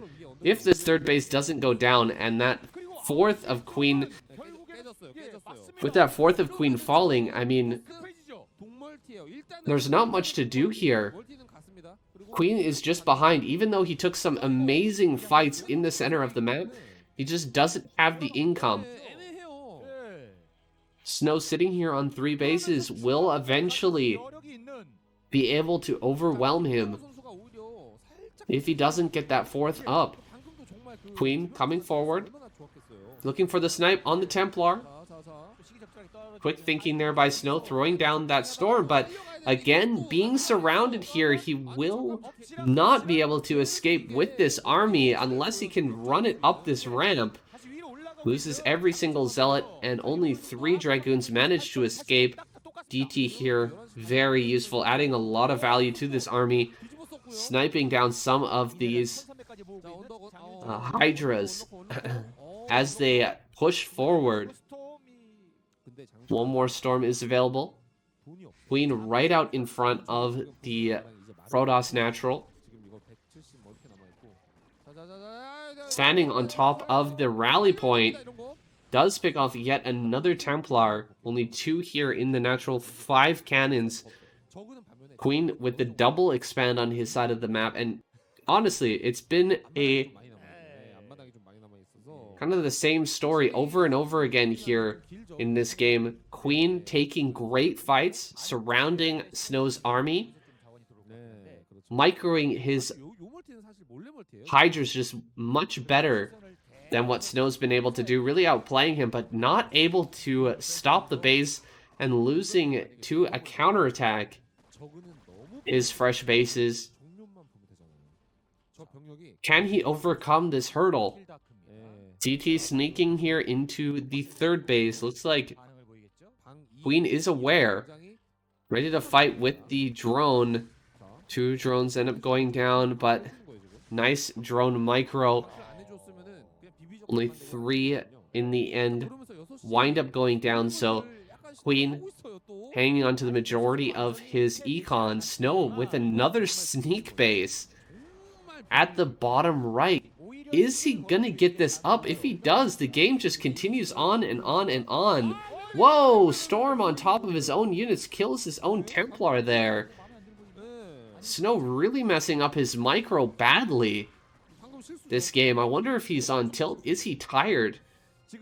Because he's just not quite playing at the level that we've seen in those previous games. Nice storms there, really eating up the Hydra army of Queen, but he's still got a lot left over. Pure Dragoon is all that remains here, and Snow will have to retreat. These Hydras, they fight so well against Dragoon if they don't have anything backing them up. It's like a lurker getting sniped. Transferring some probes, I think. Gonna send them down to that bottom center. Queen gonna finally discover this base down here at the bottom right. Very frustrating moment here, I think, for Queen. Finding out that, oh my goodness, he's got yet another base here. DT looking for some kills in the top left area. And Queen with 5 bases now has a great economy. As soon as he transfers his units up to that top left, it will be even better. However, you do not want to allow this to go to a split map situation. He's going to try to crack this base down in the bottom right, even though it has zealots and those cannons on the high ground. Maybe he can drop a bunch of lurkers at the bottom of the ramp. That way you can at least break the ramp and take a fight that's somewhat fair on top. No, he's not going to go down there. He is instead just going to move towards this natural and try to end the game straight up by breaking through, I think. It's quite a dangerous move from Queen. He doesn't have much back at home at any of these bases. Drops could be huge. Drops with Templar, dropping some Storm, dropping some DTs. Could be massive. And eventually Snow would be able to build up his army and destroy Queen here. But so far that hasn't happened. Snow instead just focusing on getting some Templar up here at his new 4th base and shoving back whatever is in front of his natural. Wow, so many Templar already now. This is an insane number of storms available. Gonna continuously storm these lurkers over and over again. Queen doing a good job of unburrowing and pulling back those damaged lurkers, making sure that they're not easy pickings for these Dragoons here. Snow able to cover his Dragoons perfectly with the storm so far. Throwing those down the moment that Queen steps forward with the Hydra. More Archons being added on here. And I don't see a hive just yet. Queen jumping forward. Where is the hive for Queen? Does he have one on the way? I guess it's at the third base. We haven't gotten a shot of the third for a little while. More storms being thrown down here, and Queen's forces starting to thin out. Diving forward, taking some fights. It's quite a lot of Dragoons and Archons as well. Templar doing their job. Storming down all these Hydras. Queen just about out of forces here at the natural. He will have to abandon his position here shortly. Lings are funneling out now. And the way is open. Snow can now leave his natural. He can start to roam the map here if he wishes. Looks like Queen is ready for a counterattack should Snow head out on the map. A lot of Ling and Hydra coming up this side of the map. Will Queen get yet another surround here on this army? It looks like he will. 5 or 6 Hydras coming from the back, just eating up this army. So many Lings running forward. And everything is being shoved back right up into the natural. Only 2 Templars are left. There's a couple of storms here. But Queen completely annihilates that army and shoves it directly back down the throat of this Protoss player. Every single Archon has been picked off. And Snow back to square one here. Took him a long time to make his way out of that lurker contain, and now he's gonna have to do it again. I'm sure more lurkers are being made right now by Queen at that natural. Little zealot run by here. Not going to be very consequential. We do have the Queen's Nest, so Hive should be finished. Of course, as you can see, crackling upgrade not yet done. Queen taking bases on Protoss side of the map now. And getting ahead in supply even over Snow. Snow just not able to do it. Even with 4 bases here, Queen is completely overwhelming him. Tons of storms get thrown down, but you can just see how much blue there is behind this. Queen does not care. All of these Hydras can go down. He still will be completely fine. He's going to morph a bunch more lurkers and just waiting a little longer for that crack upgrade to finish. That way, Queen's Lings will be maximally effective against the forces of Snow. Slow shuttle here being tracked down by the speed Hydras. DT and a couple of zealots. Gonna try to hit the top left. Queen all over this though, and even with a sunken colony, should be able to deal with this no problem. Overlord being denied there. Anything in this shuttle? I don't think so. He dropped 3 zealots and a single DT, so ooh, really nice storm. 3 lurkers for 1 storm. Oh, a ton of drones going down. 10 kill Templar, 11 kill DT. Huge economic damage to Queen, but does it matter at this point? Look at how much the streams of blue coming across the map, making their way towards this natural. That is an insane number of Lings. We're going to have Defilers here pretty soon as well, and I think once the Defilers arrive, that should be it. That should be GG, with the contain still up here. Oh man, 14 kills. That is insane. He's going to head towards the 4th base as well. Try to get even more kills. There is a Sunken Colony and an Overlord here, though. Not going to be possible for Snow to find any more damage on Queen's side of the map, but Queen has been slowed down a little bit. This base coming up very early, but now it's not really mining at all. Another pickoff on an Observer. Snow going to have a very hard time breaking through this contain. 14 kill DT. Looking for kill 15 here. 15 kills. Can't get any more drones at the moment. Wow, the lurker contain has been pushed back so far. It's incredibly wide now. Reaching all the way around this natural base and actually up to the third as well. But it is still holding strong. Still no DTs, so that could be the one weak spot in the defense here for Queen. Running forward with a bunch of lurkers. A huge group of lurkers in that top corner. 4 lurkers end up getting stormed with just a single storm there. But they do back off and spread out. Queen just sending forward a few of his lurkers. He hasn't broken this contain down at the bottom side either. Tons of lings running up. They're going to rip through these Dragoons here. More Archons and Templar end up going down. 1 health Templar there, excuse me, 3 health Templar there. Barely able to survive. Going after the Templar. Can he get it? No, he cannot. Snow starting to break through, but where are the reinforcements here from Queen? They're streaming up the map. Tons and tons of lings heading this way right now. Snow is breaking out. He's lost every single Templar, but he still has a good number of Zealots heading up towards this fresh base here at the 12 o'clock.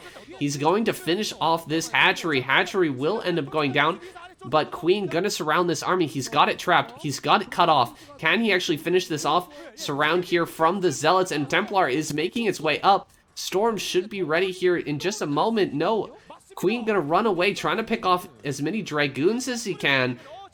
Few lurkers coming up. Triple storm, huge storm there on all of those lurkers, and a great surround with these Zealots. Snow is pushing out here, but not bringing up his rallies at the moment. Zealots have managed to finish off that sixth base. This base still mining very well for Queen. And things have started to even out a little bit between these two players. What a wild game. What an absolutely crazy wild game. The largest natural contain that I've ever seen in my life. Looked like Queen built the Great Wall of China around that base there. But Snow, the Mongol barbarian, just smashing through. Now he's going to try to raid this base in the top left-hand corner. Not going to be successful for now. That is a very tough location to break through.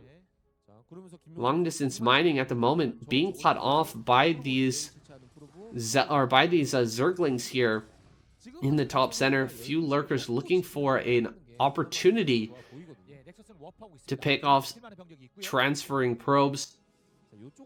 The space down here in the bottom right is just about mined out, so that's really all that Snow is mining from at the moment. That base and this fresh base at the 12 o'clock would be his last mining base. Queen hanging back here, trying to build up his supply once again, getting a ton of lurkers out. I really feel that a blunder was made here by Queen not getting into Defiler this game. Hitting this army from multiple angles. He's coming up with the lurkers, tons of them running forward and burrowing. There's not a lot of Dragoons here, but the storms are excellent. Huge storm on a ton of lurkers. There's still many, many left over. Queen trying to force his way forward with these lurkers. Push Snow away from the bottom of this ramp if he can. Tons of lings coming up with the lurkers. Let's see if he can break this location. There's only one Archon here. 3 Dragoons, a bunch of Zealots, and a few Templar. Those Templar do morph into an Archon, though. Will be very handy in taking down this number of Lings. Only 3 Lurkers left, down to the wire right now. Can he actually break through this? I don't think he can. 20 kill Archon. Absolute MVP this game. Pushing everything back. Just a few Hydras are left over. No, no Overlord speed yet. That is surprising. Still without that Overlord speed. Queen cannot break that base. Snow will be allowed to mine there. At that 12 o'clock location. Absolutely insane. Ton of Lurkers being morphed right now, but will it be enough? Ooh, huge pickoff there. Looking for more. Can he get it? Nope. Gonna have to fall back for now. Queen. He needs to stop this base from mining or take the base to the left of this location. I don't think it's an option to actually get that base right now. He's spreading out his Lurkers and Hydras, eating some pretty massive storms, but can he surround this army and finish it off? This will be the last-ditch effort for Queen, who's not trying to take that base at the 12 o'clock. Instead, he's just going to try and end the game right here, right now. This is an insane number of Lurkers. They should be ripping these Zealots apart, but the storms are amazing. Crushing through every single Lurker here, and the Hydras have dried up. Lings are pouring forward, and a few more Lurkers have morphed. Can he actually do it? Oh, it's so close. No more Templars with Storms, so these Lurkers stacked up can't be dealt with, but so many more DTs, Templars, and Zealots running up here. Storm gonna kill these. Oh man, these Lurkers just barely spreading out in time. That was a great spread by Queen in the at the last moment there. And he will be making more Lurkers pushing forward once again. But another round of Dragoons pops out. Snow has enough money here to continuously produce, whereas Queen is quickly drying up. Long distance mining. Drones headed towards that top base. Is Queen going to try and fall back and try to take that base now? Maybe he can just set up a wall here of Lurkers and prevent Snow from fighting there. Single Zealot running into the main. Not sure what that's all about, but he could find some damage, maybe pick off a building. 3 armor and +2/+2 here, ready for Snow. Oh, this could be it. Lurkers here morphing on this high ground. Big storm in the center of all of Queen's units. Absolutely smashing through that. The Lurkers do manage to finish, though. I thought that was going to be the end there, as those Lurkers got dived upon in their eggs. But now Queen on this high ground. Maybe he can defend from here and start to whittle down Snow, who is mining that base to the right of the screen very, very quickly. He has a ton of probes over there. And I have to mention this again, guys. No Defiler. No Defiler here. Really, really frustrating because Snow can just continuously use Dragoons throughout this game. He doesn't have to worry about Dark Swarm nullifying that range damage. Running forward here. Snow is breaching the high ground. He's taking this down. GG! A massive back and forth. A insane tug of war between these two legends. And a 4th kill here for Snow. Takes down Queen. Wow. Unbelievable.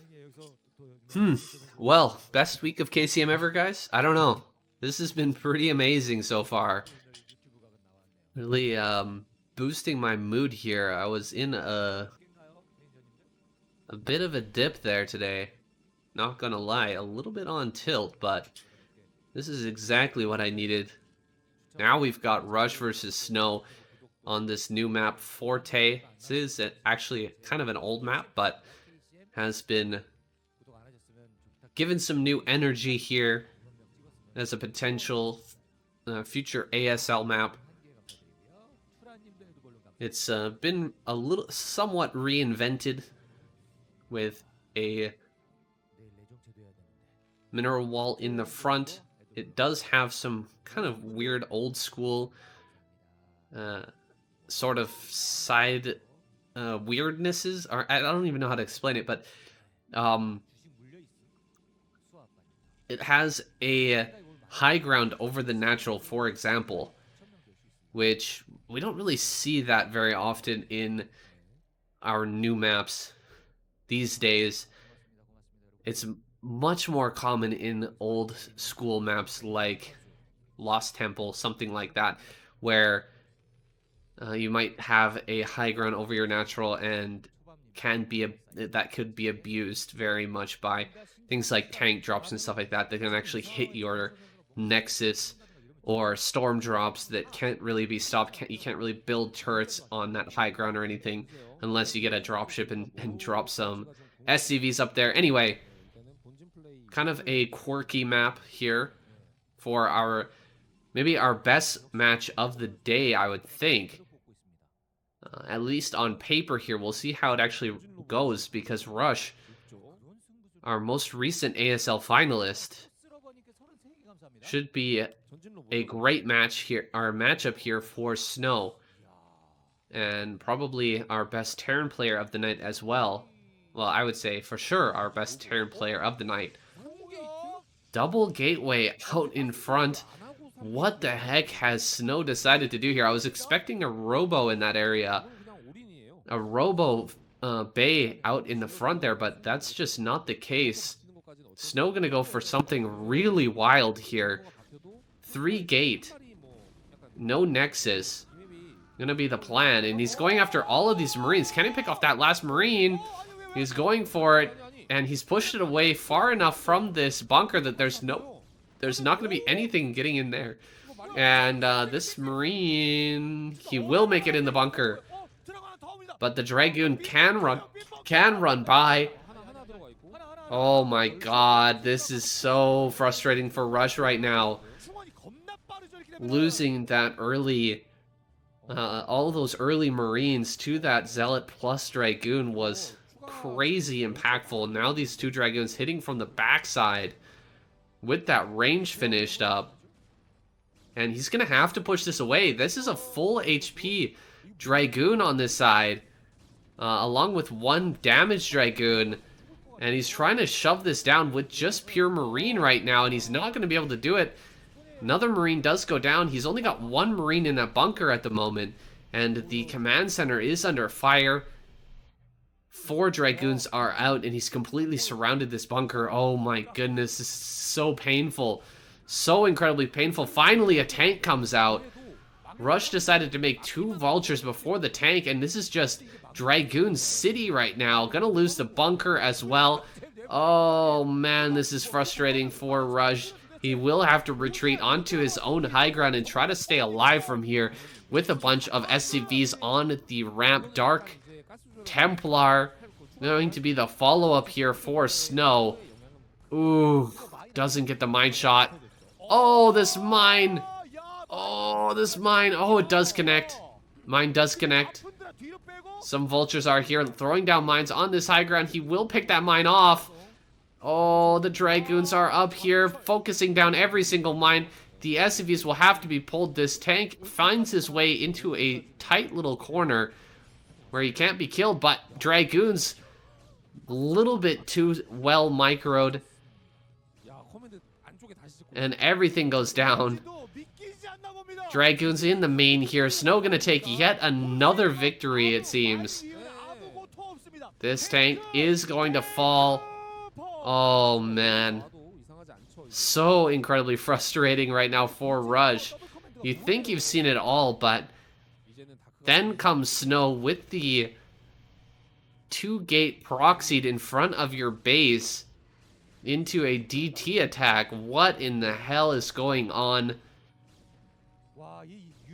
Rush is going to play it out right to the very end, it seems, but this is definitely over. Tank shots, landing on some of these Dragoons. He is going to be able to block and keep this tank alive at least, but so many SCVs are going down right now that Rush's fate is sealed. He GG's out. Oh, man. Oh, I feel for Rush there, man. You gotta you gotta feel for Rush.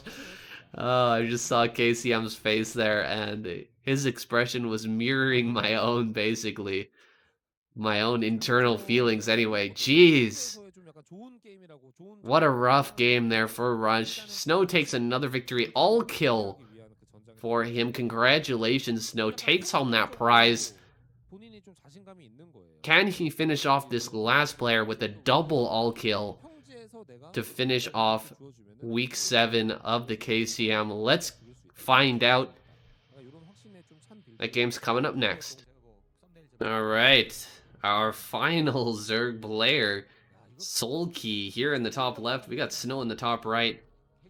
I don't think this is going to be our final game. Now, no spoilers. Don't skip ahead and find out if I put a anti-spoiler Vegeta at the end of this video. Instead, just trust me. I don't think this is going to be the end, guys.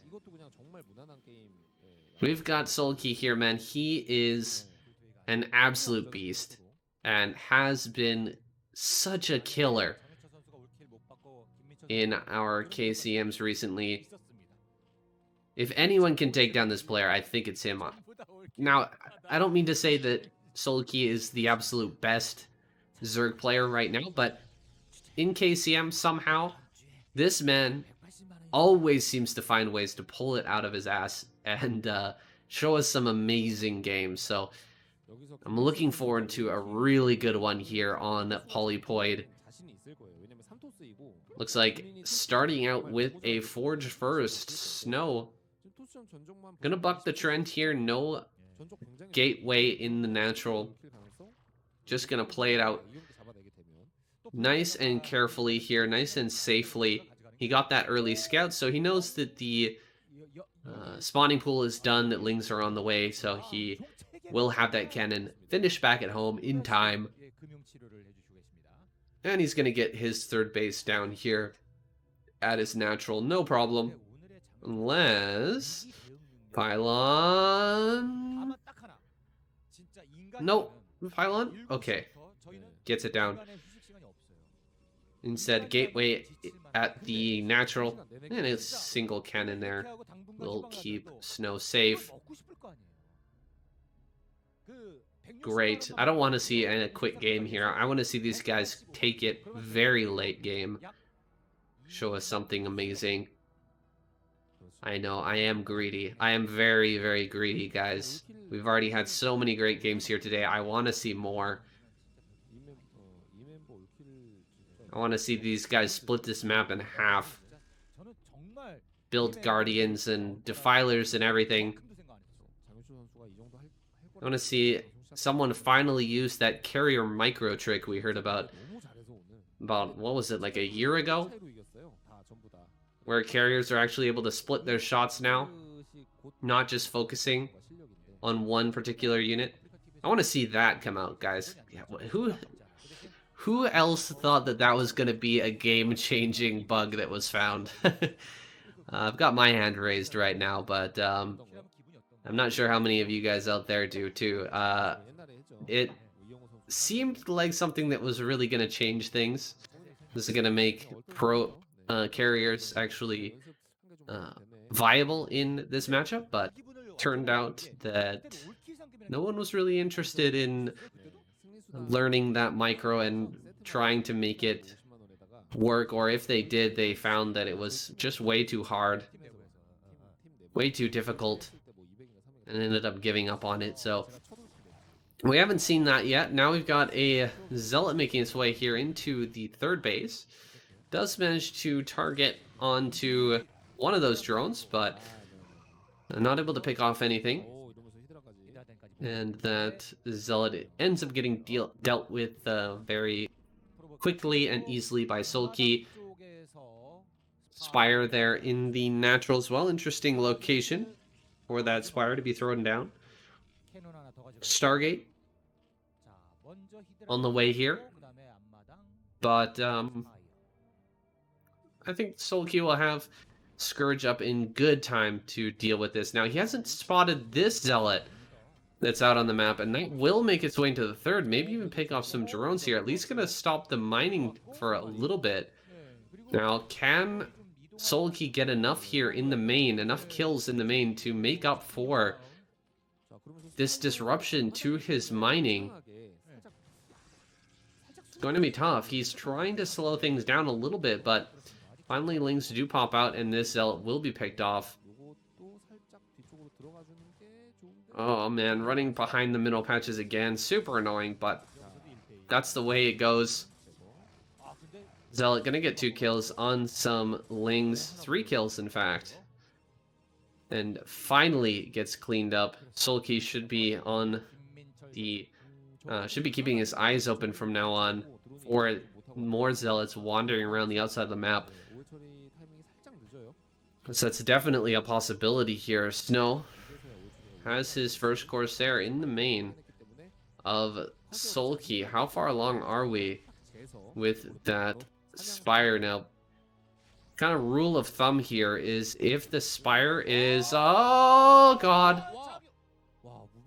I was about to say, if the Spire is finished when the Corsair starts attacking the Overlord, then the Scourge are going to come out in time to save that, but he must have arrived just seconds before the Spire finished up. He does manage to pick that off. That was a great moving shot by Snow. He wouldn't have gotten that without a perfectly executed moving shot there to get those last 2 hits down. Now, ooh, this could be really rough. 3 Zealots running here into the natural. 2 Sunkens, though, and that should be enough to deny this. 3 Mutas here, just going to harass these Zealots as they run for the main.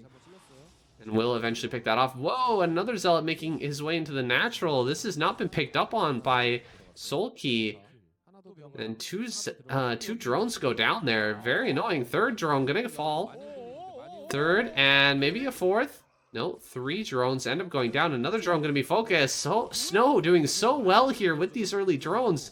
Unbelievable kills. How is he getting this much damage against Sulky of all people? Sulky loses a ton of drones here. Really uncharacteristic play from Sulky to be losing this much. He's not even reacting. He's diving here in the main, actually, going for the Ogrezer gamer play. Has picked off one of those Corsairs. He's got a few more Scourges here. Need to shove back these Corsairs. He's actually got the Corsairs shoved all the way back. Gotta... No.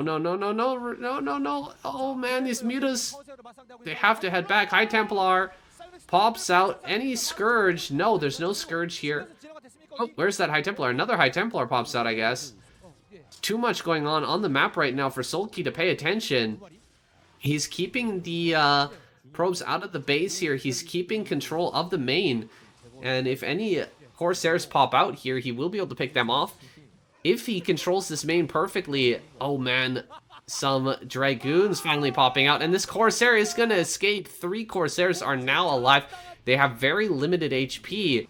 And I think if Sulky just keeps pumping Mutas and sending them across the map, he might be able to just win here. Ooh, bunch of Lings running into the main. Can they actually get in here and kill these cannons? I think they will. If they kill the cannons, there'll be nothing left here to stop these Scourge from diving on the Corsairs. Mutas are fighting these Dragoons and picking them off. Corsairs making a run for it, but get picked. 2 Corsairs are left over, and the Mutas have been pushed away. Snow managing to stabilize here, but at what cost? He has lost a ton of mining time. He's lost Corsairs. He lost the cannon in the main. I think that Sulky could fly back in here and do the same thing again before this cannon finishes. He will. Flying back in once again, going after these Corsairs. No, too many Dragoons have now popped out. There's 5 Dragoons. These Mutas just cannot fight that number of Dragoons now with these cannons coming up as well.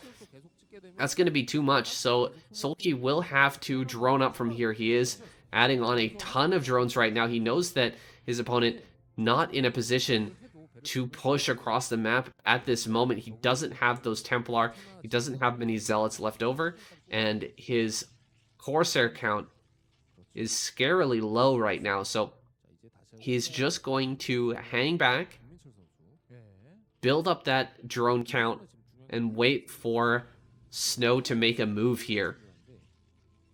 3 cannons in the main. He's expecting a all-in once again from Sulky to just dive here with the Mutas and try to win the game in the main base, but that's not the plan. Sulky adding on more hatcheries back at home. He's getting into a huge economy and an excellent position here.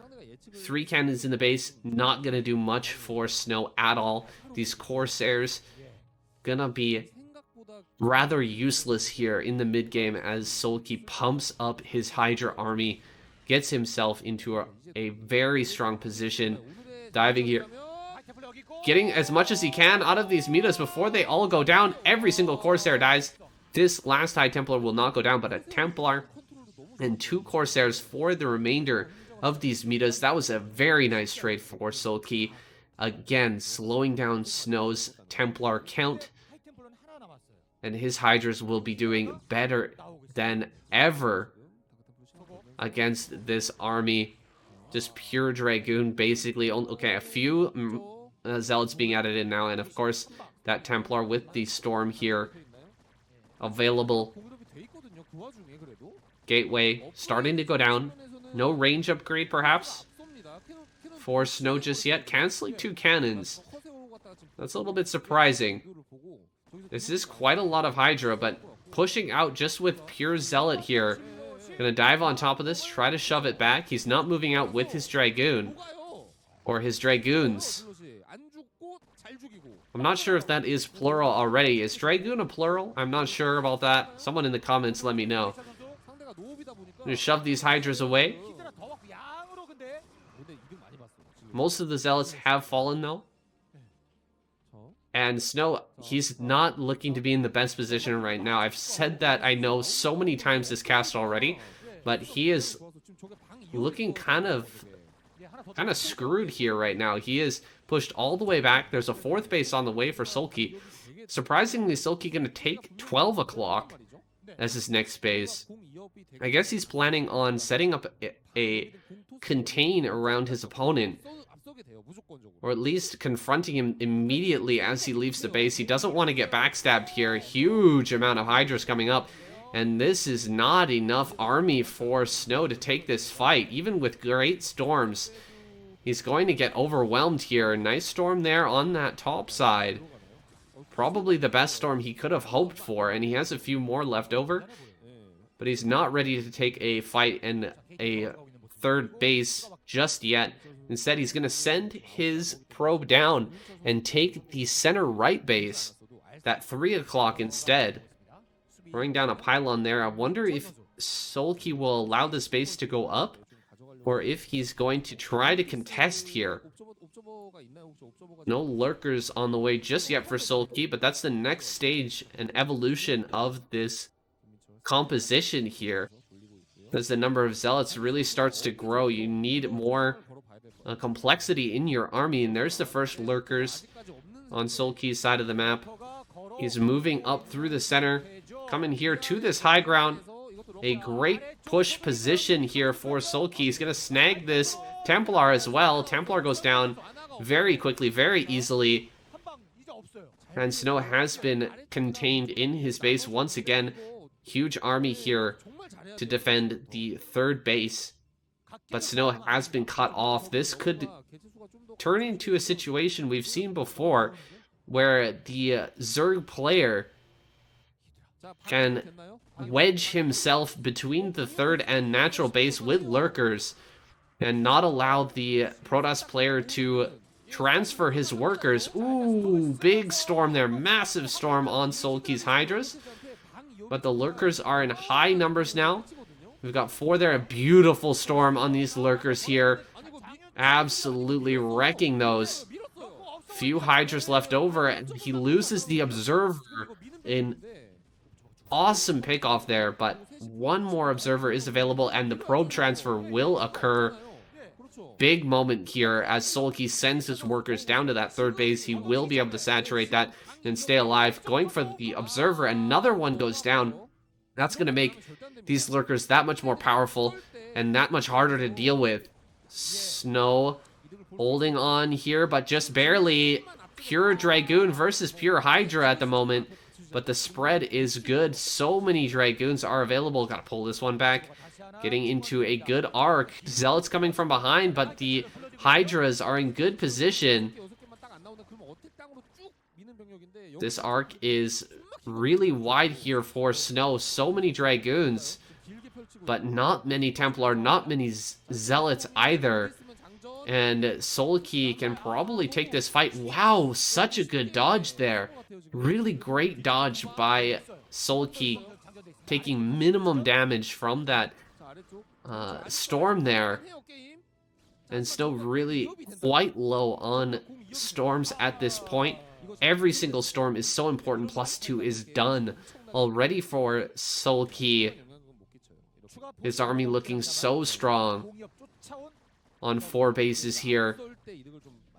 So punishing to deal with. So difficult to push through this high ground lurker positioning. Only 2 lurkers in that location. Still very difficult for Snow to break through with the limited number of zealots he has. Trying to run up this ramp, not going to happen. 4 cannons in a row at the top of a ramp. Yeah, you might as well just give up on that attack. Solkey gonna fall back for now. Here comes Snow running straight up on these lurkers. Every lurker dies there immediately, so maybe Snow has a chance here to break through. This is gonna be it. Can he actually get through this area? Hydra coming from the bottom here and fighting up towards a high ground. Not the best for these Dragoons that fire very slow, missing 50% of their shots. Hydra's rushing forward. Lings are arriving just in time. With those Hydras going to be able to push everything back. Snow not able to break out here, but can he do it with this next wave? The lurker numbers have been completely erased. Pure Hydra with just a few Lings mixed in. And we've got 4 Templars following this army, so Solkey will be falling back. Wow. Snow holding on and pushing his way out of this contain. Now taking his 4th base, extending this game out into the future. Solkey not going to be able to end here just yet. Snow just so powerful. So incredible this series. Oh, a Templar making his way out. Does throw down that storm and does survive as well. A great win there for Snow. Is going to throw that Templar up on high ground at the 3rd base. That will continue to defend. Perhaps for the rest of the game even. A Hive on the way. We'll see if Solkey makes the same mistake as Queen in the previous game, not getting Defilers. I doubt that he will do that. A Zealot counterattack heading over to this brand new 5th base at the center left. Solkey is aware of that though. Well-placed Overlord at the bottom left, actually, or bottom center, giving him that vision. So good positioning here. Keeping tabs on what the Protoss is doing. And an even better position here at 12 o'clock. That is near unbreakable with those 3 sunken colonies. Could lose a huge Protoss army trying to fight up that location. And may lose it all if you get trapped in that area and surrounded. That could be game-ending damage. So Snow not going to take that bait, instead heading towards this middle area. That is a ton of lings now. So many cracklings are available. Sulky has an insane supply right now, 142 to 121. Snow is still on the ropes here, even though he's managed to crack out, even though he has this decent-sized army. He's got to be very careful not to get surrounded. If he loses this, that could just be it. Throwing down some more storms here, keeping this cannon alive. He will end up losing those 2 cannons, but he picks off all of these cracklings and makes 2 Archons, 10 kill Archon already, just due to the earlier storms picking off all those lings. And now gonna push up towards this natural. Gotta be very careful here with the observers. Every observer is so important. Right on top of these rallies, though. And the storms are amazing. 3 lurkers there in a group. Diving forward, kills the observer. Nicely done.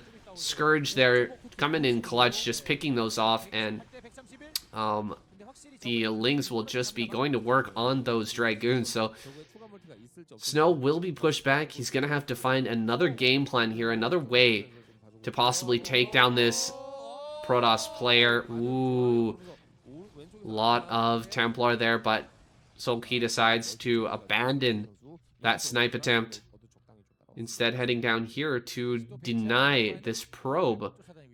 It was headed out for a 5th base. Still a good number of minerals at the 4th right now for Snow, but his main and natural completely mined out. Going after this Templar. Can he actually get some kills here? Looks like no. Good control from Snow. Right on top of that play. Coming forward with another group of lings. Trying to get these kills on the cannon or this base if he can, but Snow not going to let anything go for free. Keeping everything alive. Defilers are finally out. There we go. This is the final tech, really, of the Zerg army. Defiler, you got to get those Niduses out as well. Nidus canals, along with Ling, Lurker. Defiler just so strong. So strong. Of course, you can always add in some mutas, a group of mutas, if you want. Some Hydras as well. Can be very good, but with the Dark Swarm, you don't want to prevent your own damage. Of course, here comes a ton of lings rushing in under the Dark Swarm, trying to fight against the Archons, but Storm Archon being incredibly efficient here, slicing through these masses of lings. Another base going down in the bottom left. Same in the bottom right for Snow. Oh my goodness. I'm getting exactly what I wanted. Is it my lucky day, guys? I think it is. We're going to get another long game here out of these 2 absolute legends. A massive split map situation is incoming right now. Sulky trying to get as much as he can out of these links. Nice sniping. Getting that good surround there. Picking those off, but Snow's army still pretty strong, and he's getting into that Archon Zealot sort of composition. The latest of the late game composition where everything can fight under Dark Swarm. You've got Storms, and even Reavers should be coming out soon to complete this composition here.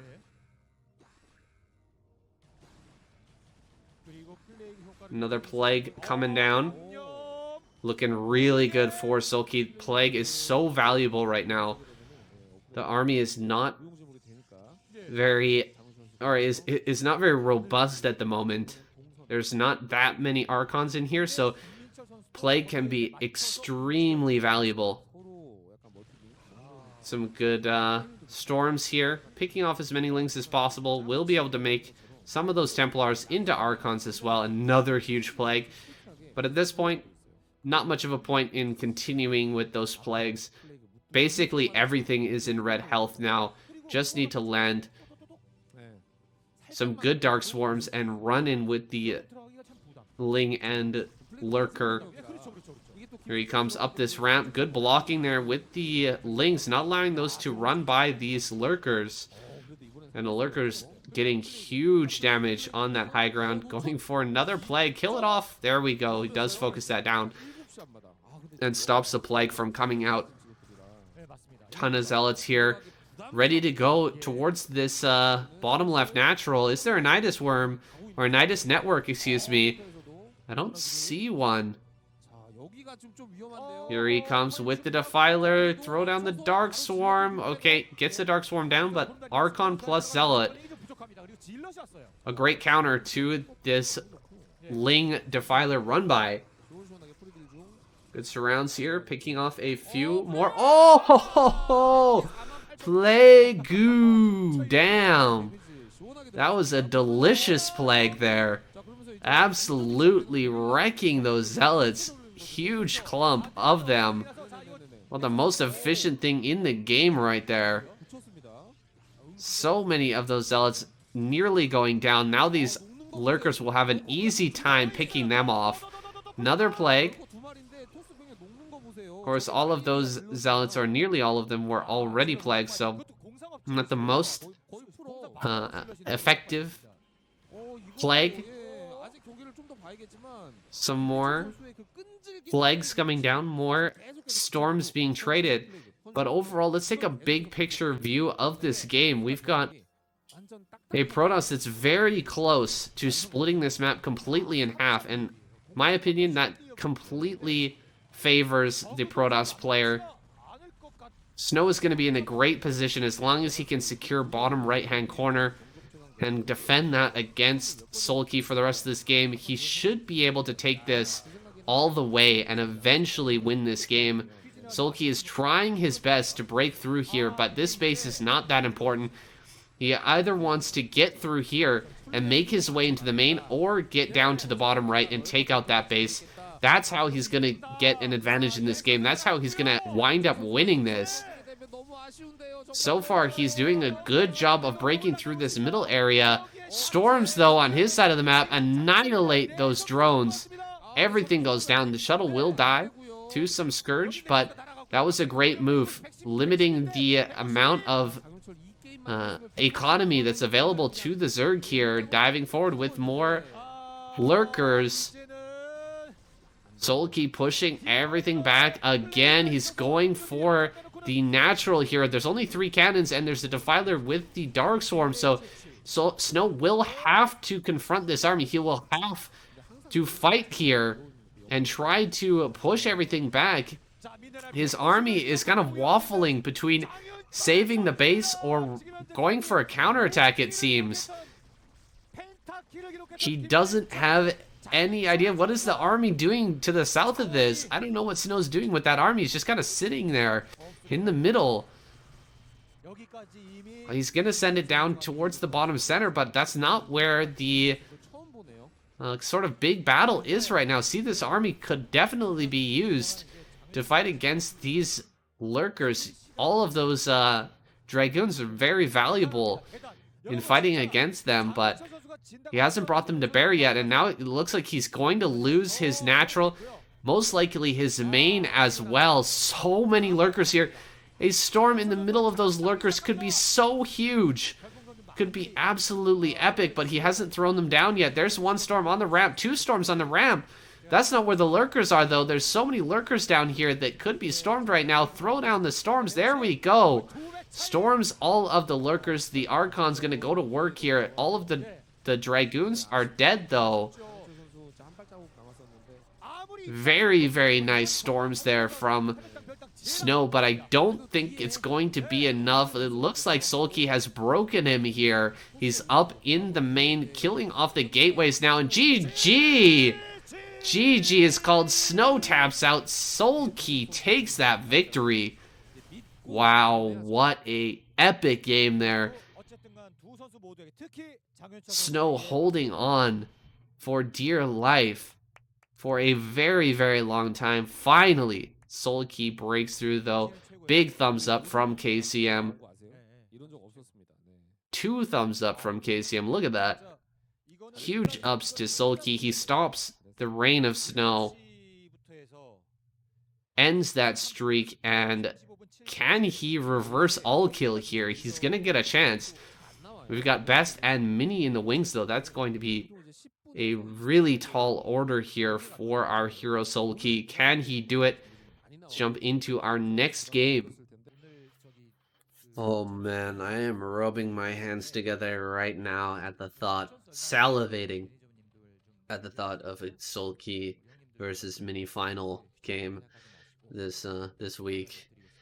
But first, we've got to get through Best. Best up here in the top left-hand corner. Sulky down in the bottom right. Oh man, it'd be too good to be. It's too good to be true. It's not gonna happen. It's not gonna happen. We'll just say it right now. Best is gonna take this game. Sulky, he's gonna go out. Starting out here with a spawning pool. Setting our expectations low, guys. That's the best thing to do. Preempt that disappointment. We can be excited if it does in fact happen. Best checking out the top right. We got a extractor trick. Grabbing that 10th drone. See if he scouts after this. I think he will. 10th drone scout. I think there it goes. I'm gonna go ahead and check out the map. Best arriving here just in time to stop a potential hatchery take, but it's not gonna happen. Looks like Sulky gonna fake that. Come back here to the natural.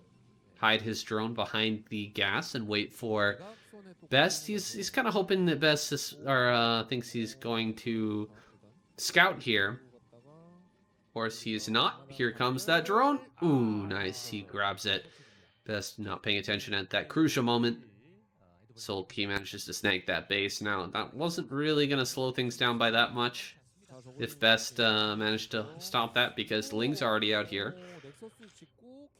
Cross map position, so can it actually finish up in time? I think so.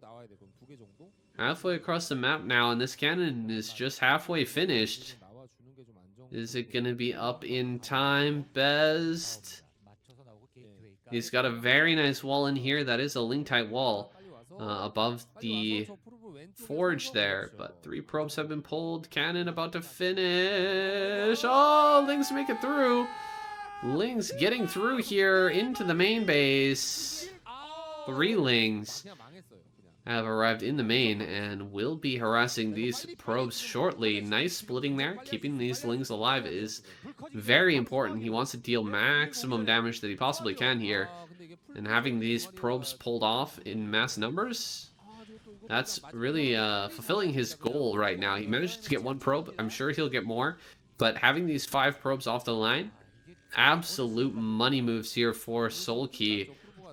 Mr. Sanwa money. Getting some bankroll here from these first few Lings. Now he's in the main base. Can he get another probe? Very, very close. Not able to grab it. Gets around here. Best. 1 HP. So close. That Ling just barely managing to escape. And back at home, Sulky with that 3rd base being completed. Nice pick off there. Pulls away with the probe as well, keeping his low HP probes in the mineral line and away from harm. Stopping that gas mining. No gas for you, says Sulky. Best takes his gas anyway, switches the probes out. Sending a Zealot across the map. This could come as a surprise to Sulky, who may be expecting any Zealots to come out and chase these Lings around the main rather than the probes. Having 4 Lings back at home, though, means Sulky is prepared regardless. And he will trap and surround this Zealot. Oh, just barely allowing that into the main base. A little bit annoying for Sulky, but he will eventually pick this off. Getting around in front of it. Not going to allow it to get behind that mineral patch. Nicely done. Zealot not getting any damage here, and Sulky is feeling good right now. Really, really good. He's done a significant amount of economic damage to Best so far this game. Oh man, send those links back. Gotta finish off that Zealot first. Otherwise, if he gets a drone kill, that would be ridiculous. Nope, no drone kill. Finally does pick that off, and a second Zealot reaching this third. Driving these probes away just for a little bit. Making Sulky fight for it. And he will finish off this Zealot. Not too many losses. Doing a great job so far. Sulky definitely in the lead. But Best not out of it by any means. Is stabilized here on 2 bases. Still sending out those Zealots, but yeah, these being spotted means they gotta head back home right away. Nothing in the wall there to prevent a further run by, so he's got to be really careful here. If 10 Lings run by that wall and jump on the cannon, he ends up in the same situation he found himself in moments ago with the Lings inside his main, but it's even worse with that speed. So he's got to keep on top of that, keep something in that wall. Meanwhile, Sulky, second gas is on the way. Spire is done as well, so Best recognizes no overlords to be had here. He will have to head back home. Retreat to the safety of his cannons in the main. And wait for that critical mass of Corsairs to be produced. Only 2 for now. And the Hydra's Den is done. Back at home, Sulky focusing on droning right now. He's got control of this game. Should be feeling really good. Has nice positioning on his buildings. Getting us around here on some of these Zealots. He can actually win this battle if the positioning is and the surround is good. Will be satisfied with just pushing Best back into his main base. Preventing that run out of those Zealots. Good enough for now. Hydra's being produced back at home. Sulky not getting too greedy here. Not adding on a ridiculous amount of drones before getting into his Hydra's production. Instead, making himself safe here in his wall in.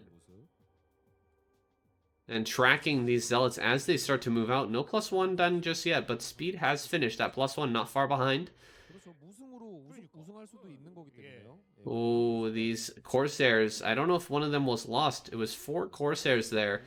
Generally, you want to move out with 5. That's a 2-hit on Scourge in order to kill them. So, generally, you want to move out with 5. We didn't see the connections there with those Corsairs, but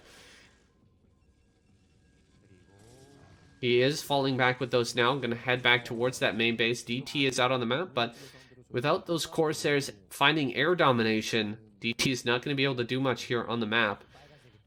Scourge finding these Corsairs, chasing them around the map. Still under that minimum threshold of Corsairs that you need to take fights here in the air.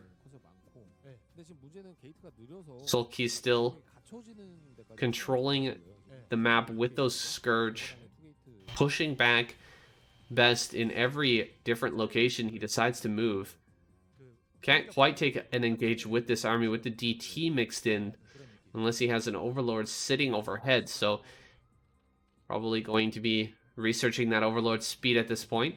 4th base is on the way for Sulky. And he's going to begin to grow kind of out of control here.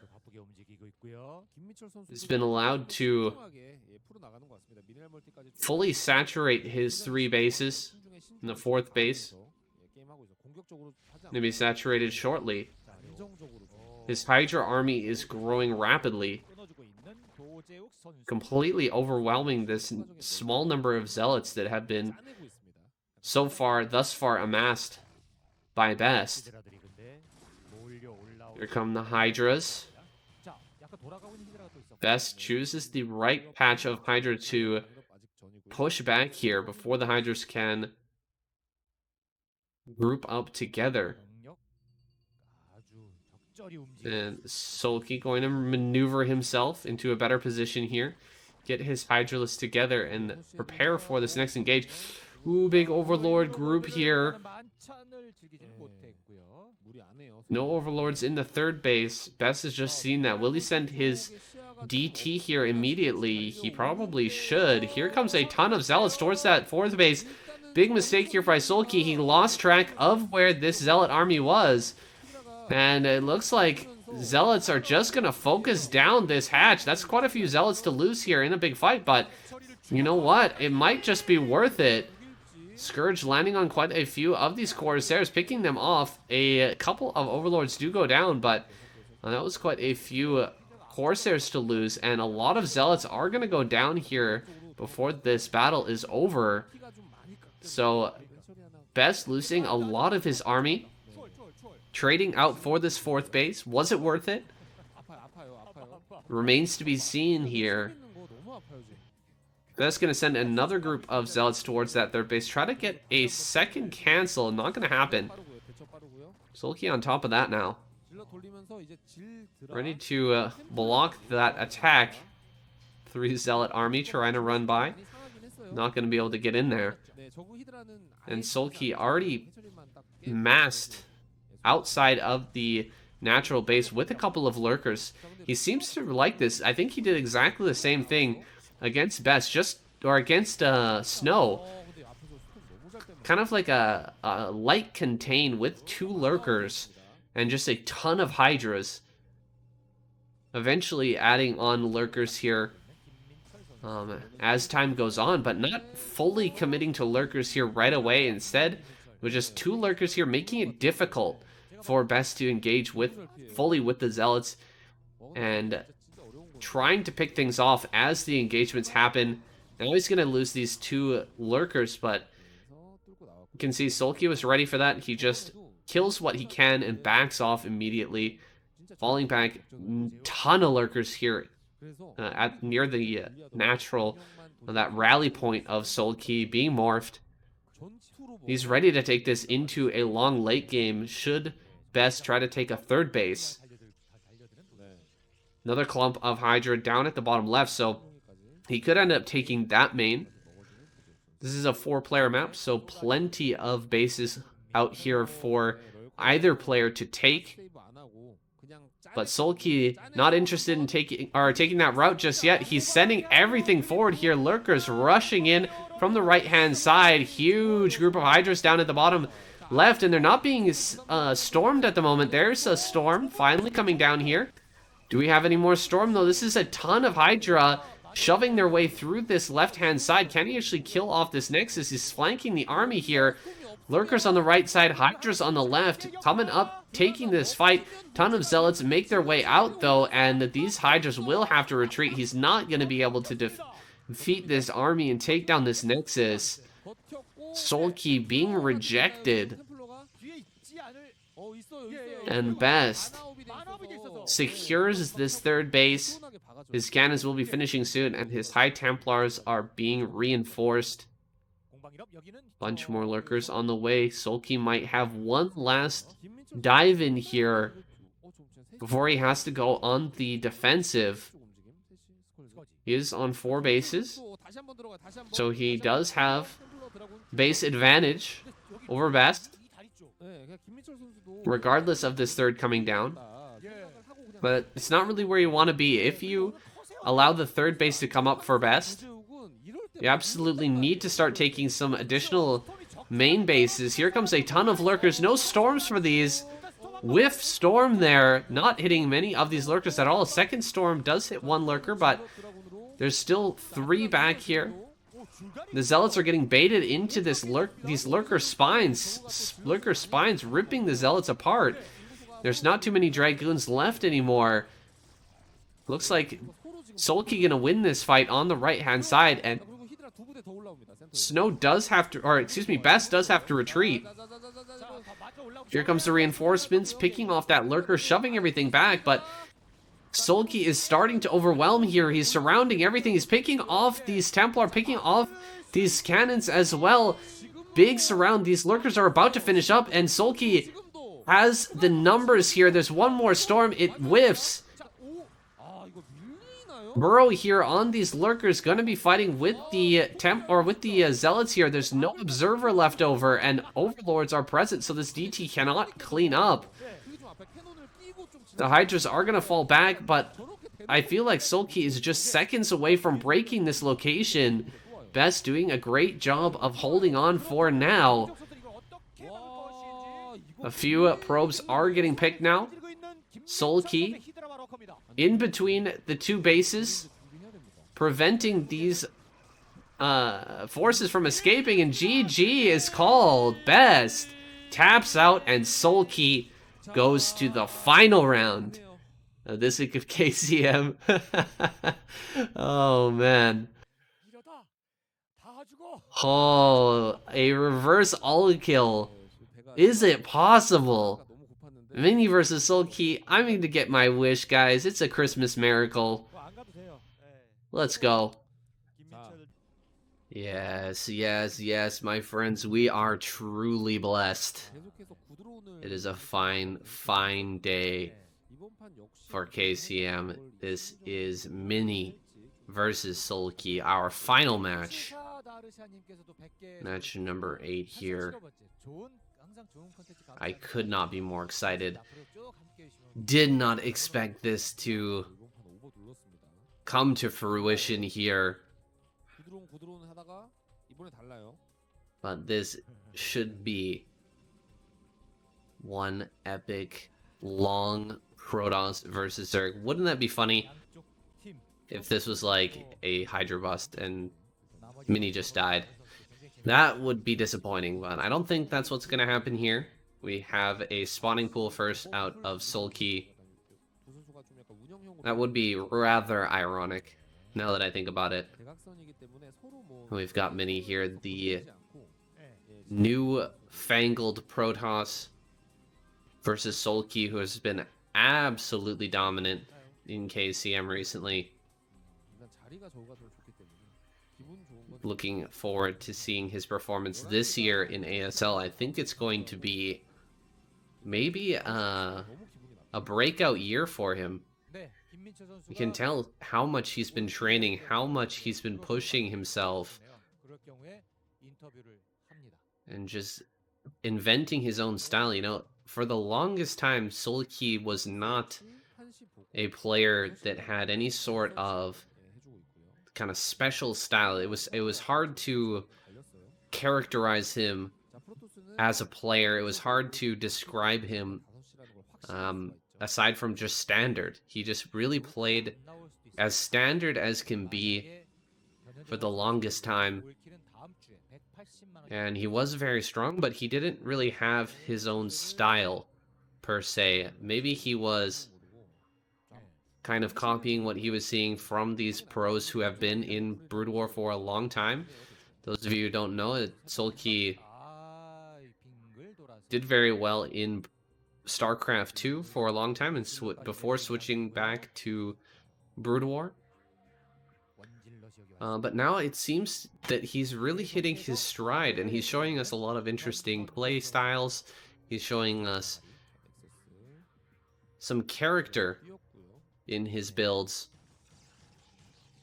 and that's really exciting to see. Now, we've got some zealots here across the map. They're causing a lot of chaos for Sulky, slowing down his third base by quite a lot. Beautiful probe snipe there. That was really, really nice. Picking that probe off immediately. The probe does add that little extra DPS that can swing the fight in the Protoss's favor. And his control looking really good for Mini here, getting those hits back away perfectly. But now he will end up getting surrounded here on the ramp. 2 Lings, not going to allow him to retreat any further.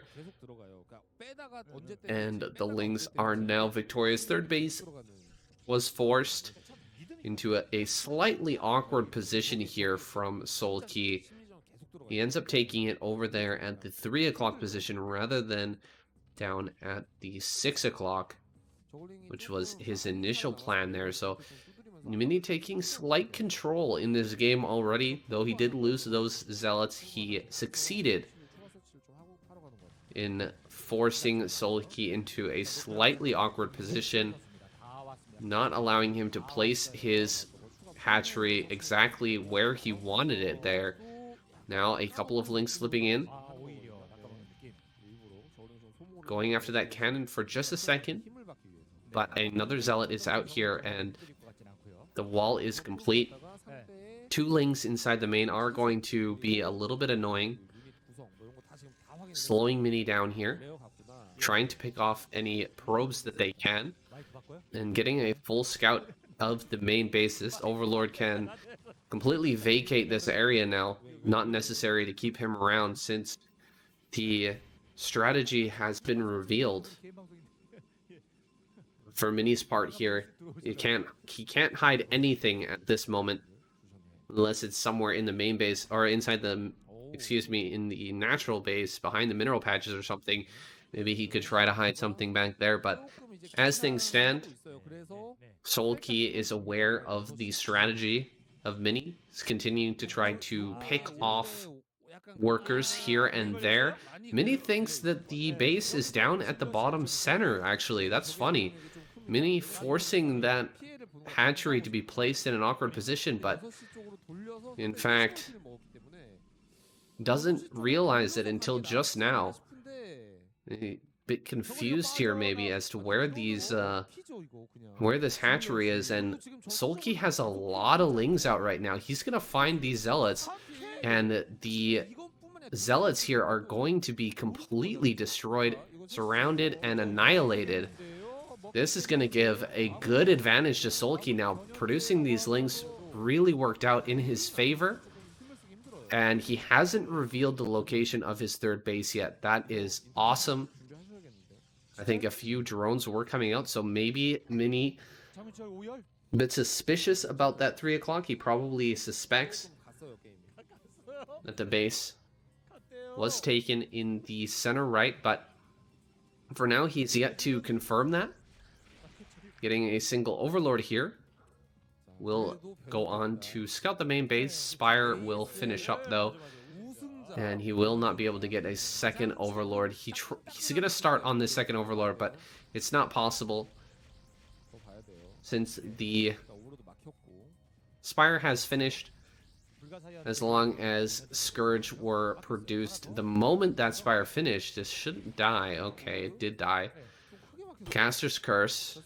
Maybe he was supply blocked there. I'm not 100% sure on that, but he may have been supply blocked. Another Overlord gonna go down here. That's not good. Is he really gonna lose 3 Overlords here? Wow, only an Overlord popping out here as well. I don't see any Scourge out at all anywhere. So I think he did get completely supply blocked there. Wasn't able to produce any Scourge, and that's very frustrating for Solki. Looks like some sort of battle took place here at the entrance, killed off some of these Zealots during that, but overall not a great trade for Solki. You never want to lose 3 Overlords to the initial couple of Scourge. That is really painful stuff. And these Corsairs, all of them alive, they're starting to get near that scary number of 5 with the +1. Then they can 2-shot these Scourge. So it won't be long before Mini's out on the map again with those and killing even more Overlords. These Zealots, though, have been really reduced in number this entire game. And even though +1 is finished, still Solki able to overwhelm these. He's going to pick off this low number of Zealots here on the map. and keep up that pressure. Corsair going after the Overlord. Oh my god, Hydras are so dumb walking back and forth there rather than firing at the Overlord, or at the Corsairs there. Very, very frustrating for Sulky. Another Overlord behind the natural misplaced Overlord there ends up going down. So I believe 5 Overlords have fallen at this point. And we're only 8-9 minutes into this game. Looks like a couple more Overlords will get taken out here as well. Sulky is on the move, though, heading towards that natural. Does he have Overlord Suite? I don't think so. DT will shove everything away. Mini playing a very nice game so far. Really out-positioning and out-maneuvering Sulky here. Gonna get 2 more Overlords. 7 total Overlords have fallen. Few Hydras do pop out, start to deal some damage. This DT gonna sneak in though, and with no Overlord in this location, that DT could get quite a bit of economic damage. Very annoying. Oh, it's gonna block. Nice blocking. Oh man, that's super frustrating. Sulky losing drones left and right now. 3 going down. 7 kill Dark Templar. Will finally get picked off, but Mini is definitely ahead at this point. After killing off some Overlords and drones, he's going to be feeling good about his economic lead in this game. It should be taking a 3rd base here shortly as those Templars come out and the Zealot numbers continue to grow. Some Corsairs heading into the main base. He's taking a look what's going on there, looking for any stray Overlords that might be out of position. There are quite a few Overlords in this location, but with the addition of that Spore colony, he will manage to save all of those. Hopefully no more mistakes here from Sulky, and he's able to bring us his best for the remainder of this game. 700 minerals lost so far in just pure Overlords, just to give you an idea of how much damage has been done here to Sulky. There's another Overlord, nearly 1,000 minerals at this point. 800 minerals worth of Overlords have been lost. Those Corsairs definitely paying for themselves in this game. About 5-6 Corsairs being produced overall. And Mini retains that air advantage. He retains that air dominance. No transition into Mutas for insight for Sulky at this point. He's going to have to rely on mass Hydra. And good positioning, good surrounding of this Protoss army. Where is the 4th base? We haven't had one just yet for Sulky, but getting up here and breaking the 3rd on Fighting Spirit. A tall order, a very difficult challenge indeed. Loading up that first Templar. He's going to head out of the base. Sulky is right in position. This could be huge. Ooh, he's going to get it. He's going to get it. He's going to get it. No. Oh, Hydra. Oh, man, that was so close. Sulky almost taking a huge win there by taking down the first shuttle with DTs and High Templars loaded up. That would have been massive. Unfortunately for him, Mini will escape with that shuttle. Nice pick off on the DT, though. Great moves from Sulky. Really staying on top of the movement here from Mini. A shuttle heading around the top side of the map now. That damaged shuttle from before is going to sneak around towards that 3rd base. We'll see how much damage can get done. Ooh, drop with the lurker. Huge kills there. Huge kills. Oh, does he have another lurker? No. No lurkers in this drop. But at the 3 o'clock, here we go. Templar coming in. Can he get the money storms here that he needs? No movement from him yet. Oh, okay, pretty good. Picks off quite a few of those drones, but could have been worse there. or a Zerg player. Definitely could have been worse. Here comes Soul Key towards the front. A lot of Mini's forces have been driven back into the main base, so there's not a whole lot here at the natural. Going after the forge, a right click on that forge. Can he actually get that? He will deny what is possibly the +2 attack upgrade here from Mini. Nice snipes there. Lurker in the third base. A Lurker drop coming through. The probes being transferred. Oh, not quite on time there with the probe transfer. Only able to pick off a couple of probes. Now another Lurker going to be burrowed here. This could be huge. Oh, he's going to move it. That's too bad. 0 kills there. Only a few kills on that other Lurker. And so far, these drops have been defended well by Mini. That's some tough stuff to hold off. Both players actually holding off the drops very cleanly, keeping their economies going. Fourth base is up now for Sulky, but he has yet to secure another main base. That'll have to be the next task on the menu for Sulky. Mini, for now, he's going to be fine on 3 base to just charge up, build up his army. The last of the Corsairs has fallen, and the push out here by Mini has begun. Great arc here of Lurkers, and more are popping out, getting ready to reinforce here. Hydra coming down from the top.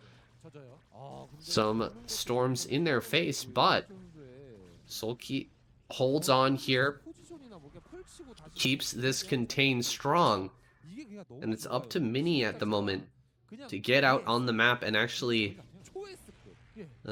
break through this containment area. He has quite a few Templar ready to go. Needs to utilize hold position here in order to fight with these Lurkers without fully engaging with his army. Currently, all of the Zealots up there at that third base. Sulky adding some Lurkers to that area, making sure that a run-by is not possible. Or at least if a run-by was attempted, that those Zealots will take a lot of damage. Here comes Mini once again. He's moving towards the southern part of this contain. Not a lot of Lurkers down here, only 2. He manages to pick 1 off. The other brought very low in HP. Ton of Zealots in that area at the third base. They're being transferred towards the natural. Is this the moment where Mini tries to break out? A drop here in the main. Sulky trying to make things interesting. Trying to distract his opponent as much as he can. Pick off some Dragoons, maybe a Templar or 2. Oh, going after some Templar here. Nice picks there. Some storms go down, but Sulky dodges out very nicely. And Lurkers have been broken. Almost all of them are killed at the bottom part of that contain. Hive Tech on the way. A drop coming towards the third base. This could be huge. Drop coming in. Okay, it's just going to fly right through. I'm watching it on the minimap here. What is going on with this drop? Okay, it's just a Corsair. Excuse me. I thought that was a shuttle. The last of the Corsairs going through there. Here comes the breakout. The Lurkers are in such good position. These Zealots are getting minced by the spines.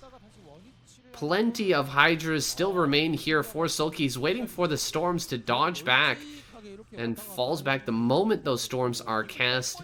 And Mini knows his time is short here. He just retreats immediately.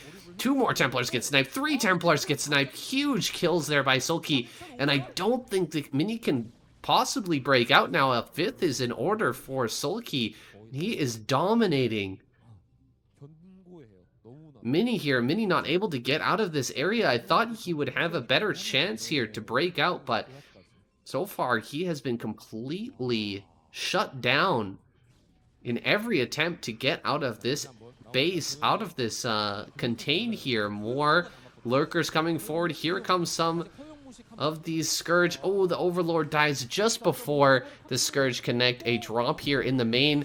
Going to be a big distraction for Mini. Soul Key starting to lose a lot of his Hydras out at the front of the natural here. Can Mini actually break out? But even if he does, will he lose his entire main base? A lot of Lings running forward here, just kind of reinforcing these Hydras as they push up onto the Dragoons at the front of the base. And main base is being taken down. Target on the Templar Archives. Templar are targeting on this Cybernetics core, and the Citadel would be massive. Could prevent his opponent from building Templar for an insane amount of time. No, he's just going to load up and try to fly out. That's not the best plan. These Dragoons are going to stop that and put an end to his movement here. Yeah, might as well just drop out the Hydra, try to pick something off. But everything ends up dying. Okay, one Dragoon does go down, so at least he gets something out of that. But the main issue here is that, again, Sulky forces all of Mini's army to run back into the main base, and he resets up this contain, looking more unbreakable than ever at this point, honestly. So many lurkers here, and about the same amount of army as Mini had before. Same composition, a ton of zealots, quite a few Dragoons, some smattering of Templar in there as well. We'll see if it works this time. He's going to try and break out one more time. Some storms are being cast on clumps of lurkers, but there are just so many lurkers in this army.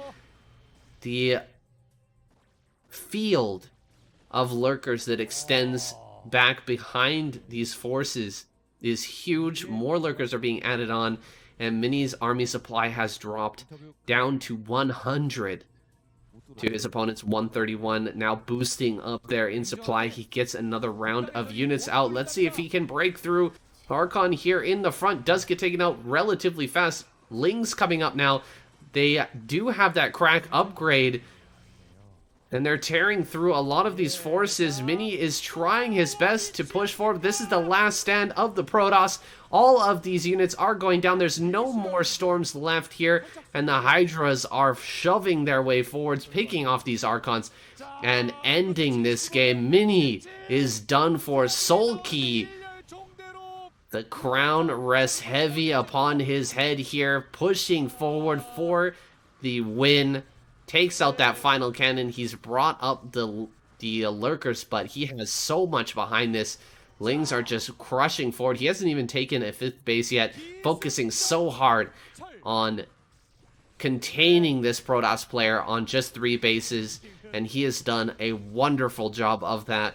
Here he comes, breaking into the natural base. This is his victory lap right now, pushing in. And GG is finally called. Mini taps out. Zerg is victorious. Soul Key with the reverse sweep. What an epic night of StarCraft, you guys. Protoss Snow with 5 kills. Not able to finish that final Zerg player. And Soul Key, he comes back. He carries the mantle, man. He picks up the fire and carries it across the finish line. What a night. What an epic series. Alrighty, my friends. Thank you so much for joining me and the KCM today. Here are your point rankings. Zerg at 9 points, Protoss 7, and Terran at 5. You can see everything was converging together. All of the 3 races were really tight in the race up till last week, but everything's sort of spreading out here in week number 7. We've got Zerg definitely in that top spot. The only case where we could have a possible reversal where we could have a possibility of another Rays taking that top spot is if Protoss manages to win next week and Zerg goes out first. In that case, we would end up having a tie situation. We'll see if that does end up happening. My dream was shattered there that we would end up having Terran come in first, Protoss second, and Zerg third place, and then we would have all 3 races on what would be 7 points at the end of today. But unfortunately, that didn't happen. But I still got my wish. I got to see Soul Key versus Mini there at the end, guys. It was a really great week of KCM. Just fantastic. I mean, all the games were so damn good. Make sure, guys, go ahead and share this video with your friends. If you're a fan of ASL, how can you not be a fan of KCM? And this is a fantastic series. It definitely deserves more eyes. It deserves more attention. So help me out and help out the sport. Share this video. Definitely, if you haven't already, hit that subscribe button as well, guys. My name is Saiyan Starcraft. I'll see you guys next week.